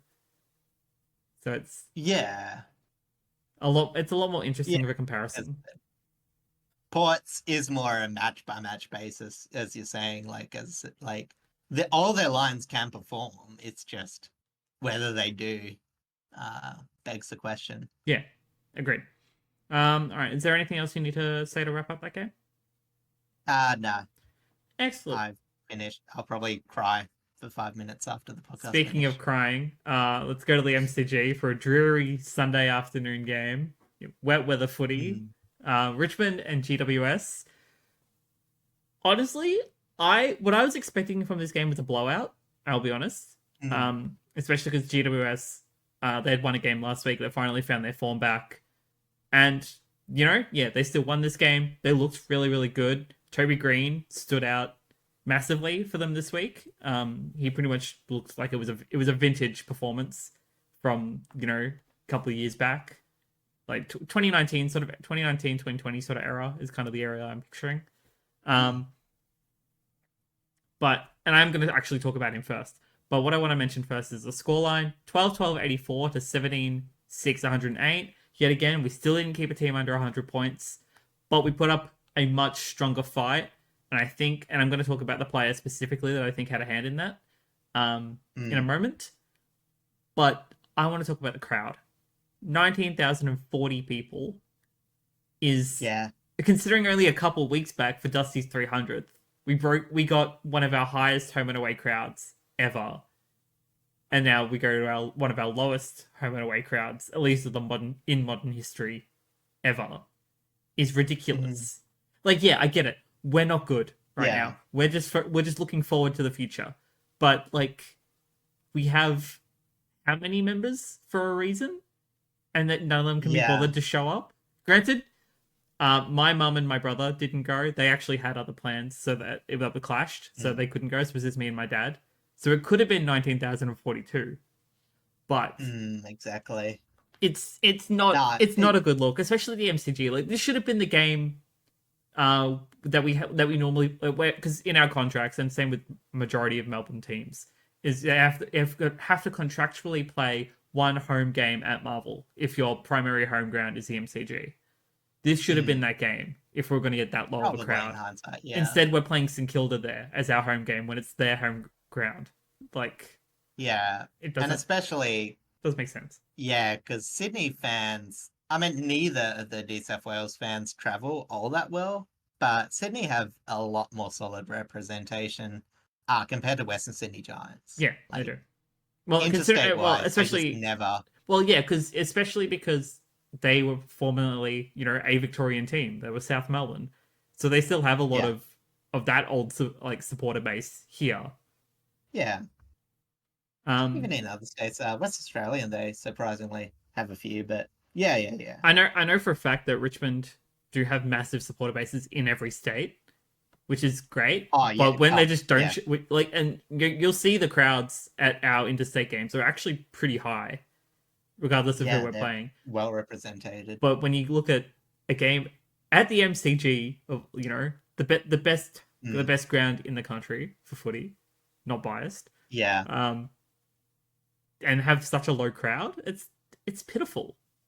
Yeah. And I get it. Weather does play a factor, like that. Yeah. And form of a team plays a factor, but we're there to support the team, win or lose. Yeah. Look, I agree. I think and again, this is just bad luck for Richmond, is just how the season ended up. Like, when you have injuries so early, those sort of players that you look for, they get excited about. Like, they've already been exposed for Richmond. I mean, you've mentioned they've played pretty much their entire list. I think there's only 3 or 4 players we haven't played, and that's because they've also been injured the entire season. Yeah, so there's no surprises from here on in, which makes it harder to sell to the crowd. But as I said, disappointing nonetheless. Yeah. But let's talk about the positives of the game. And I will start with Toby Green. Strong captain's performance, very much a vintage performance from him. Played very well all across the ground. Low disposal numbers in 17, but he had 88.2% efficiency, 7 contested possessions, 4 inside 50s, 4 goal assists, 10 score involvements, 12 pressure acts, 4 goals off his own boot, 91% time on ground, and 377 meters gained. All around, insane performance. Pretty much lifted his entire team all day, and can't fault the man, despite being one of the most reported men in the competition. Yeah, and not only that, I think it's fair to say he won the Green Cup today. Absolutely. I'm gonna say it, probably the record. He won the Green Cup in a match. He won the Green Cup. He won the Toby Cup. He's got 2 cups on his belt this week. True. Dual belting. And considering the Toby Cup was up against 2 other Tobys in Bedford and Nankervis, I think Green definitely won it overall. Oh, yeah, it's again capped off a good day for Western Sydney. Yeah, exactly. We'll may also be Green his belts after the podcast. Yeah, of course. We'll get our managers to get the address. But yeah, I didn't mention this before, but GWS did actually need to win this game to keep in touch with finals. So it's good for them as well. Lockie Whitfield, someone who has been fairly underrated over the past couple of months. Sometimes he'll have a really strong performance and then go quiet again. But he was dominant all evening. Finished with 35 touches at 82.9% efficiency, 12 marks, 5 score involvements, 7 pressure acts, and 385 meters gained. And then Kieran Briggs. When we talked about this game last week in the preview, we talked about the Briggs versus Nankervis matchup, and it was a matchup to behold. Honestly, I loved watching it. Like this, probably like I talk a lot about Tristan Sherry. We talk about Sean Darcy. We talk about all these insane ruckmen in the competition right now. Kieran Briggs and Toby Nankervis matching up has got to be one of the best matchups of the season, honestly. In terms of pure ruck, like obviously, we could talk about the Conings and then match up right off the bat a couple of weeks back. Yeah. But they're also not pure rucks. No, these are what we're talking about. When we're talking about pure hitting ruckmen, get the ball, tap it to advantage as much as you can.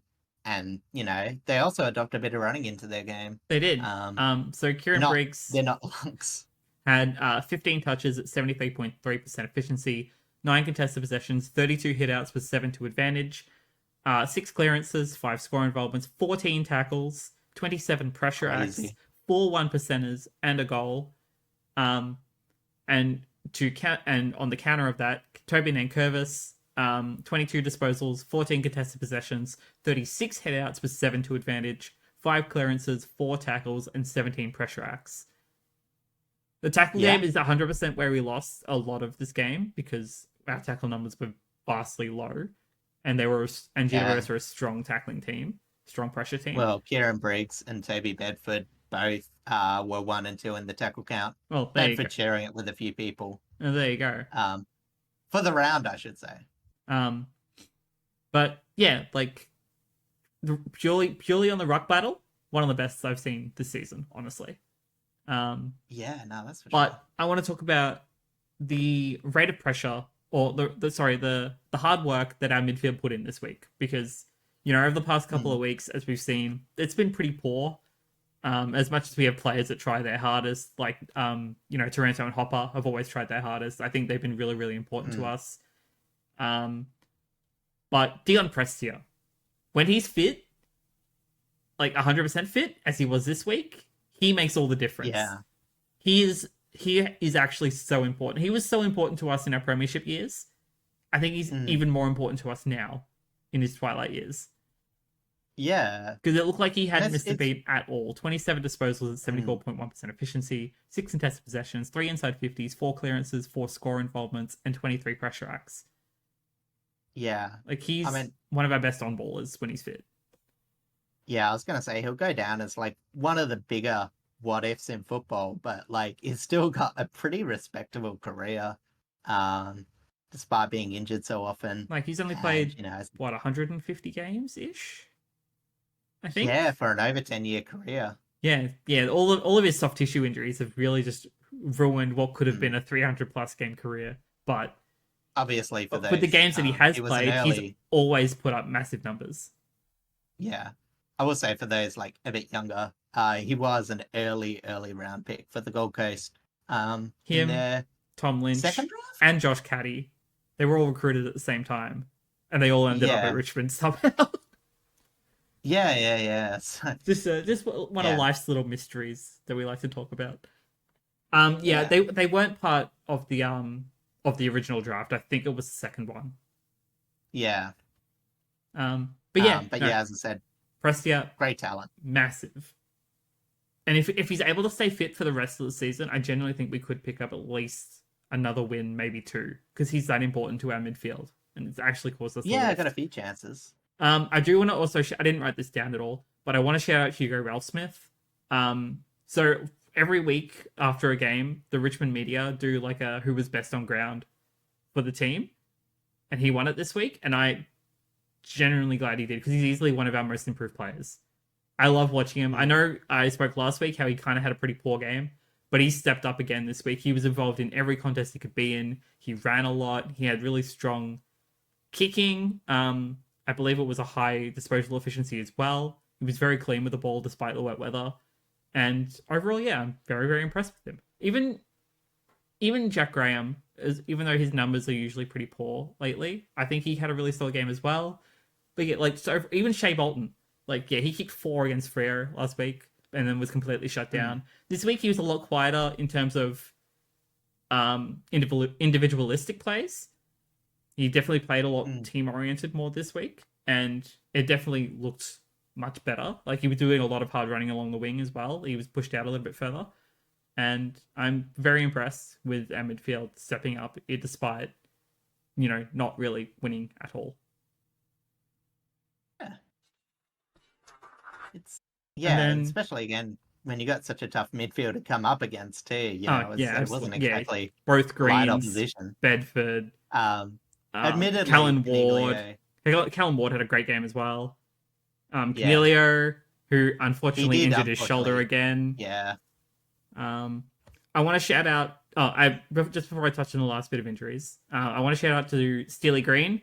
Third game, kicked 3 goals, including his first of his AFL career, and 21 pressure acts as well. He played a really, really strong on ball, or not on ball, but more. It was kind of like a tagging role, but more forward focused rather than midfield focused because he's a small forward. But again, very impressed with the game that he played. Definitely solidified a spot in our forward line, hopefully for the rest of the season, because we definitely need to get more games into some of the younger players that we've recruited recently. And then I do want to also shout out Toronto and Hopper, who had 29 contested possessions between them. I think they were sitting at 15 and 14. 15 and 14 was the split. So it was super, super close between them. And they were both pushing like 20, 25, 26 disposals overall. So again, strong performances from them as per normal. Disposal efficiency always but it was also ended up being wet weather footy, so I wasn't too fussed about that. And then sadly, Toronto suffered concussion into late in the final quarter. I don't think it was going to matter too much in terms of the scoring line, but it's really unlucky for him because it was a delayed concussion. Because when he fell on the ground with that tackle by Bedford, like you look at the replay, he looks fine, but it's when he gets up he feels it, and it just completely knocks him out. Wooziness. He's out with concussion. He'll miss this game this week. Thankfully, we play on a Sunday this week, so it's not too bad. I don't know if he'll miss next week. If it's a Friday game, he probably will, but I don't think it is. So he should be back the week after, hopefully. And then just a brief summary, just for the season overall. GWS, very important win for them. Help them with their finals campaign. They've still got a couple more wins they desperately need to get if they want to play finals. And then for Richmond, definitely a lot more to learn from rather than, the massive losses that we've had over the past couple of weeks, past couple of months. But it shows that we still have a lot of fight and that we can keep up with some of these stronger teams. It's just about trying to get a lot cleaner with it, and hopefully we can secure a couple of wins at the end of the season. And if we don't, I'll take the number 1 draft pick. I'm not going to say no. Yeah, I mean, honestly, you could probably do both. It's not like North Melbourne's guaranteed not to win another game, but I mean, you look at the percentage at the moment, which we will shortly. It's still pretty close. Yeah, for sure. So, look, honestly, as I think the best outcome would be like 1 or 2 wins, maybe like last year where West Coast and North were winning a couple, but well, I mean, we do play North in 2 weeks, I think. Interchanging. So yeah. So that could also go either way. A spoon bowl at the end of the season, lock it in. We love it. All right, and then you have the last game of the round. Speaking of West Coast, expected result, and a bit of it wasn't quite a thriller, but it was a very solid effort by the Eagles as they gave a respectful and tasteful send-off to Adam Simpson, which was very different to what happened during the week. I'm not sure if you heard about all the news articles and whatever, but I did. Yeah, I'm glad it was a lot better than what was played out in the media. As the Lions were very solid for the most part. But the least style of defensive play sort of kept the Eagles into the game. They were never quite out of it, despite being smashed in some key areas. For a lot of parts, the Lions in the first half were smashing the Eagles in both territory and both styles of possession, contested and uncontested. But the Eagles would be solid battling, trying to mitigate the Lions whenever they had the ball.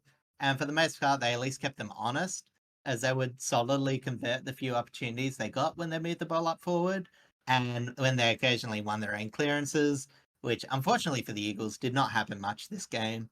The Eagles were solidly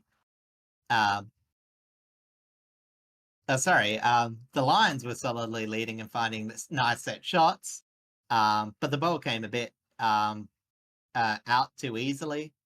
The Eagles were leading solidly in terms of marking when they went forward and had some nice set shots, but the ball unfortunately came a bit too easy outside of their forward 50, as Brisbane, on the flip side, had an amazing 14 tackles inside 50 in the first half. So their forward pressure was phenomenal.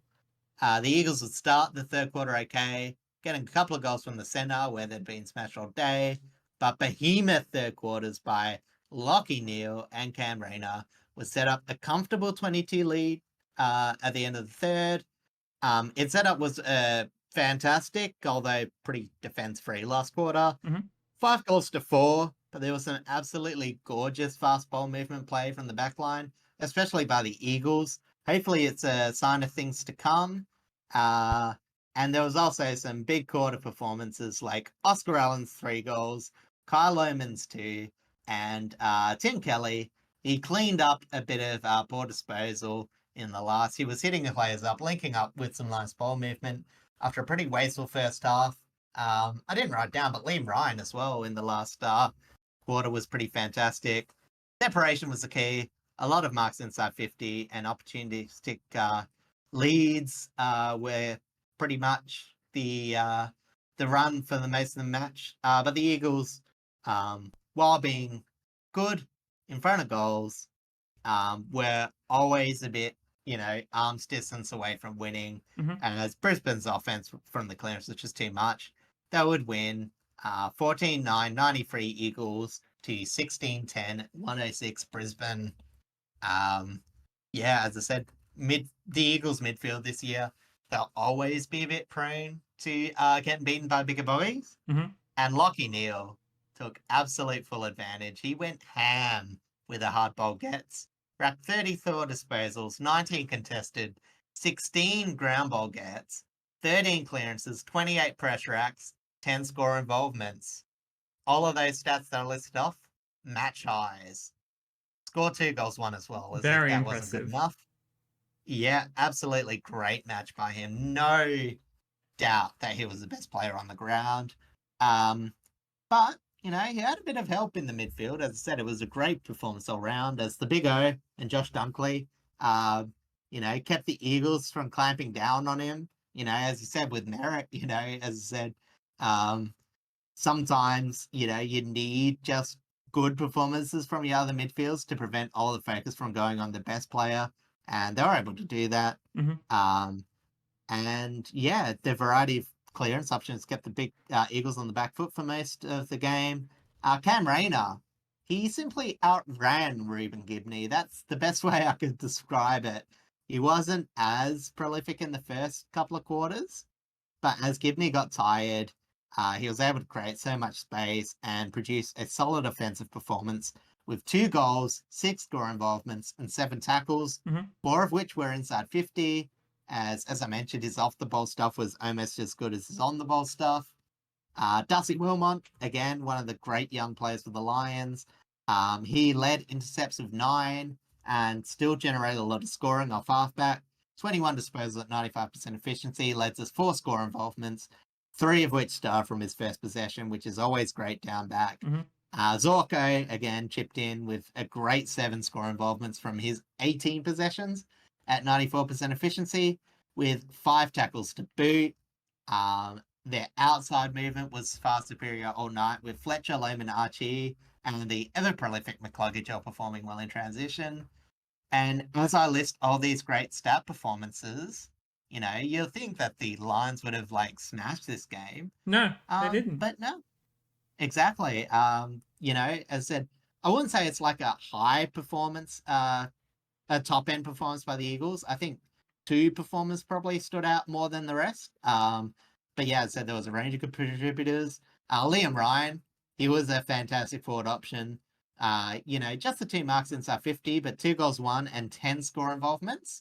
But also pushed up the ground, especially late, taking some great solid marks and injected some much-needed pace that they weren't getting from their starting wingers, which, again, was very important to their comeback. And I mentioned defense took a backseat in this game, but Brady Hoff, I should say, kept Charlie Cameron quiet. He conceded only one goal when matched up on him. The other was when he had other opponents. I can't remember if... it was Cameron. He only kicked 2. And he limited him to 4 disposals for tonight, as Brady Hoff himself took 8 intercepts. So, very key player down back. Also, I will mention, it was sort of funny, although technically you look at the stat sheet and it's like, oh, he got 3 goals kicked against him, being matched up on Oscar Allen. What was I going to say? I've completely blanked on his name. Defender for Brisbane. Harris Andrews? Yes, thank you. Sorry about that. Harris Andrews, done a bit dirty by his own team. Kept Allen to essentially what was 1 goal and minimal possessions. But unfortunately, the couple of times he was off the ground, Oscar Allen kicked a couple of goals. So, so 2 good defensive performances, followed by not much from either other team. But finishing off the Eagles, was the one that kept the Eagles going the most with their clearance opportunities when they got them. He had 24 possessions, 6 clearances and a goal. And as I said, Kelly was active sending the ball forward with 29 possessions and 506 metres gained.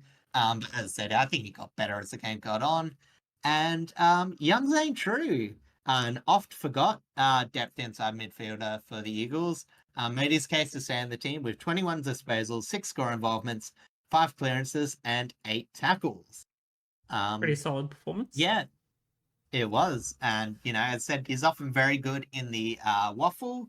But I think this was probably one of his best performances at AFL levels. Just to mention, it was a very expected win from the Lions, and I will give them credit for quashing a nippy Eagles as they were trying their best to get an upset win. As said, it's not like their conversion was bad or they were stuffing around with it. The only blight, I would say, was their defense, but that's a pretty known issue for them. But it was a consistent effort in the midfield that separated the 2 teams. And as I said, the Eagles really kept on with a solidly performing Lions outfit. And they won't just be honing in the fact that they kept a contender in good form close, but some of the other areas of scoring generation were positive for them. They saw 7-1 from their back line, which is 20 more than their season average. And I know it's only 1 game and you can't read too much into it, but their scoring shots per inside 50 and their goals per inside 50 were roughly 7% and 10% higher respectively. Yep. So it's early stages, but it's something that I think Schofield will be locking down on as they work to look to, I don't think they'll find a new identity at the back half of the season. I don't think that's, it's not really a caretaker coach's No, it's definitely role. not a caretaker's job. But they're definitely looking for some more roundedness. As I said, most of the Eagles this year has been like a literal roll of the dice in the center. If they win it, they put a good score. If they don't, they tend not to. This one, they lost the dice roll and still put up a good effort. It's an effort to be proud of against a really solid team. Yeah, exactly. I don't know if you want to talk about it now, since we mentioned the coaches, or you're going to talk about a bit later about the potential. We'll see if we have time.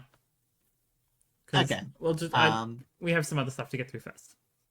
Yeah, but as I said, for now, as I said, it's probably a big tick for the caretaker coach Schofield in this first game. And it's nice to see Simo sent off. A lot of good crowd snaps towards him. A lot of love from the Eagles faithful, and good to see a few players like Willie Rioli apparently was there. Obviously, he plays for Port Adelaide now, but is he out injured? Simpson was there. He is out injured, right?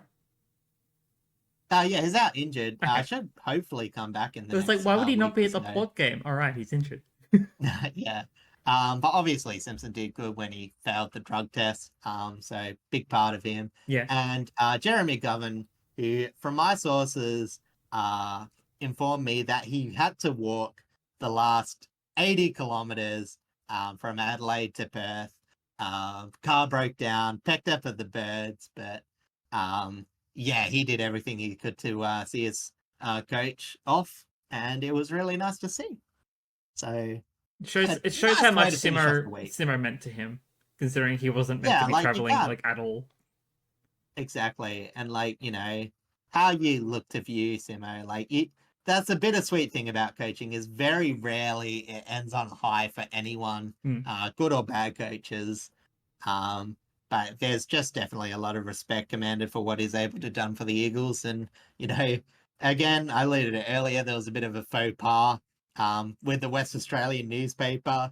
The first back page after his retirement announcement was his loss record over the last couple of months, instead of, you know, thank you for all you've done, which was heavily criticised. Clearly, the West Australian is either one Harley Reid focused or two Fremantle focused. Well, yeah, you don't do him dirty like that. You're meant to show respect. No, it's just ridiculous. But yeah, I'm glad that we're able to look past it and give him a send off to be proud of. It's crazy to think though, if West Coast wasn't badly affected by the pandemic as it was, his win percentage would not be where it ended up. Because I think prior to going into the pandemic, his win percentage was at like 70-something%, like 76, something solid. like that. Like a good half a decade of solid football. And again, it's easy to forget he didn't exactly take the best West Coast team. No, yeah, West Coast when he signed on were pretty much as they are now, although slightly better. Well, they won their first wooden spoon in their club history. I think that was under Worsfold before getting taken over, and it only took a year and a bit, I think, to get back into form and actually mold them into the premiership team that they ended up becoming. Yeah, the famous Eagles web from 2015 onwards. So yeah, you know, hats off to him. You know, I wouldn't blame him if he took some time away from the game. You know, again, as he said in his farewell speech at Optus, he's going to become a fan and sit in the stands and watch games for a bit. Yeah. And maybe he'll take a step back overall at the end of the season, like, and just not really pay much attention to anything or even any other jobs. And then, you know, maybe come into 2025, new set of eyes, and see where he ends up. He might go to another team. He might just get out of the industry entirely. But I think we shouldn't lose him.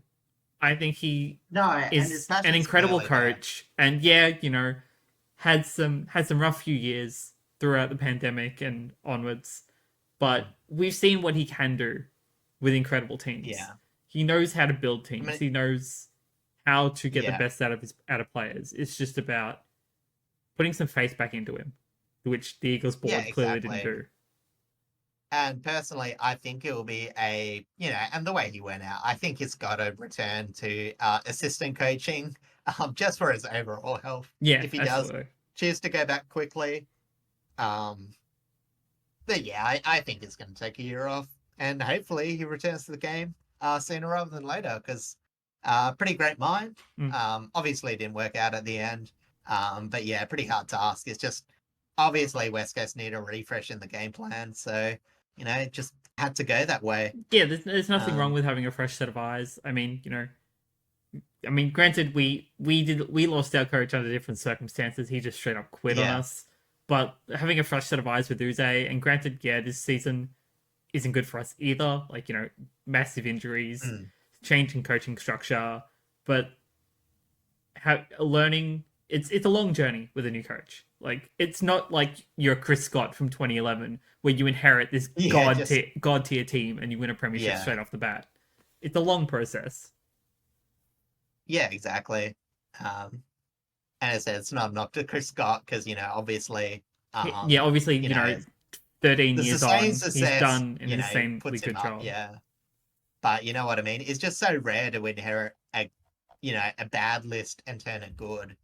And, you know, as I said, I'll always respect any coaches that are able to take like a bottom 14 and survive the transition into a good team, whether you win the premiership or not. And yeah, as I said, Addison's definitely proved that. Is one of the few to survive that 3-year teething period. So on him. Absolutely. All right. Let's jump over to the MRO where we have some big news. So I'll start with the last one, from the game that just happened. It is now officially confirmed, because they did challenge it, that Charlie Cameron will miss 3 matches for rough conduct against Liam Duggan. For his dangerous tackle against Liam Duggan. Okay. Yeah, I must admit. I don't know if they're going to go to the appeals board, but the tribunal has confirmed it will be 3 matches. Yeah. And look, honestly, if you ask my opinion, I think that he probably could. It's really hard because it's like, because I don't know, have you like seen the tackle specifically? Yes, I saw the tackle. It probably could get downgraded, I will be honest. But there's just not much driving force from Charlie Cameron, and we'll compare it to another one. We'll talk about it in a bit, but honestly, to me, and I'm not saying like he initiated, it's just like sort of the tussle ended up. I think that Duggan sort of contributed a bit to the downward momentum. Yeah, probably a bit more than Charlie Cameron players have realized that they can do this. Like they will actually put their own health on the line. Yeah, well, I said whether you believe it or not, I'll give them the benefit and just. Granted, they're just hoping for a free kick. They're not exactly hoping to get injured, but they're willing to make that sort of distinction. Yeah, so I think this is very harsh. But it's very hard to see. I feel like this is either you give him 0 or you give him 3, depending on how lenient you are. Because obviously it's whether you call this tackle bad technique or not that really, depends. And I would argue that this tackle wasn't actually bad technique because he didn't drive him down. But the way that it ended up, as I said, they determined that there was enough driving downward force, so he gets done. And I think it's a bit of a shame, really, but, it's an interpretation. Yep, unfortunately, it's all interpretations. Next match on the next report on the tribunal is Toby Bedford's missing 3 matches for a dangerous tackle against Tim Taranto. Obviously, we know Taranto was concussed from it. There's an article that's currently being updated with all 3 tribunal hearings. This hasn't updated yet for Bedford's or Alex Davies, which I'll touch in a sec. But honestly, this one could also be downgraded to 2. It felt like there was nothing in it. Yeah, both his arms were pinned. But like his head wasn't driven. His head wasn't driven into the ground though. It was he did land on his shoulder. It just looked like there was a bit of whiplash. I think Toby's had more downward force, and if Charlie Cameron's was deliberate downward force, then Bedford's has to stand. I can't see. I expected to stand because you're right. There was a lot more downward force. Yeah. But you look at the replay and it just looks like it was more whiplash that caused the concussion rather than him actually hitting his head. Yeah, that doesn't matter as much. Like I said, if the technique's there and it causes, historically, the Brownlows always said, whatever the outcome is, you're responsible for. So, I think we'll stand. But you're right. As I said, it wasn't the direct cause of injury. But, honestly, I would say that that's again, I'm not arbitrary, but I would say that's a 2-week suspension. You just got a bit unlucky with the outcome. But you just open yourself up to that when you, as I said, do those driving tackles downward. Yeah, pretty much. So just gets that. And then the last challenge is Alex Davies will miss 3 matches for forceful front-on contact against Lachie Jones. You talked about this earlier. I don't know. Honestly, for this one, you saw it better than I did. Yeah, honestly, I think despite, they said, Lachie Jones put his head down and all that. But I think the biggest thing is Lachie Jones had the position first. Mm-hmm. And that Alex Davies chose to contest and he chose to turn his body and bump. So I think it's actually one of the clearer 3 weeks. I know he's got his head down, but you can't just tell players to never put their head down. Like, this is a chance where, like, he had the right to because he had the space. And obviously, unfortunately, Alex Davies, I don't think it was malicious, but it's probably one of the worst outcomes of a non-malicious act. As I said, he quite cleaned him up. Quite a clear knock on the head. You can't argue outcome or impact. So, as I said, it's just whether it was a football action or not. And I don't think they'll get changed. No, probably not. I think there was enough decision making to say that he elected to bump, and just gets it. Fair enough. Yeah, it happens. He made that decision. Yeah, and especially it's a bit rough on him because just getting back into it. And as I said, he had a pretty good game. I think it's just is under 3 games for the year, so unfortunate way to see yourself out of the side again. And then the last one for the MRO report, which they accepted straight away for this one because it didn't go to the tribunal. Malcolm Roses Jr. will miss 1 match for striking Logan Evans. He's done this a couple of times this season. He's missed a couple of games through being rubbed out. It's not a good look. Yeah, and he was pretty good in that game. And this was just a drive-by. No ways about it. Just stuck the elbow out. Yeah, the footage is clear on that. Like, there was no reason for it. Exactly. Like, this was one I actually saw. Out the game. So, yeah. Right. And then for other news, we already mentioned at the start, rising star Lawson Humphreys. Congratulations to him. Looking forward to his solid rest of the season because I don't think he'll be taken out of the side. I think he's actually become really important for them. So it'll be good to see what happens for Geelong going up for the rest of the season. All right, now to move on to the ladder. Let me bring it up. Here we are. So as you can see, despite what we called the episode, there wasn't actually much of a shake-up in the top 8. It was all mostly just percentage changes. They definitely made it a lot more closer in terms of the wins and loss ratio, and how important percentage has actually become in terms of what's going to happen towards the end of the season. Like, for example, GWS, Melbourne, and Port Adelaide, all on 40 points, but they're they're only missing 6% off of being able to be just straight up change right there. 6% is all that matters in terms of Port getting into the 8, which is crazy. Exactly. And then you look at Essendon, who's sitting at a somewhat comfortable 6th, and they're still under 100%. Yeah, it got worse. It's crazy. And then, obviously, Geelong and Carlton are now on the same points, with only like 3.5% separating them. Sydney is 3 games on top yet again. They're very, very comfortable. They'll 100% stay there, I reckon. I don't think anything else is going to topple them at the moment. Oh, so much running out of games to get that lead back. So, I know. Sydney literally have to lose 3 in a row, and Carlton have to win 3 in a row, or Geelong have to win 3 in a row just to be able to try and have a chance.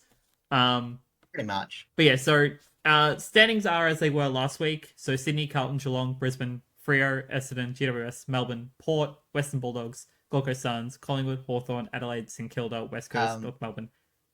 Yeah, I think you've got to go back one round because the letter has changed. Oh. It's just if you have it on layer 19, it won't show the arrows. Okay, never mind. Ignore me. I am very much incorrect of the past 2 minutes. There was a lot of shake-up, turns out. Yeah. So anyway, as I was running, the standings are as I was running, but there were a lot of positional changes from last week. Again, Geelong up to 3rd, Brisbane to 4th, Freo to 5th, Essendon to 6th. They drop down. GWS and Melbourne climb into the 8, with Port dropping out into 9th. Doggies and the Suns move up to 10th and 11th, with Collingwood dropping to 12th. You'll love to see it.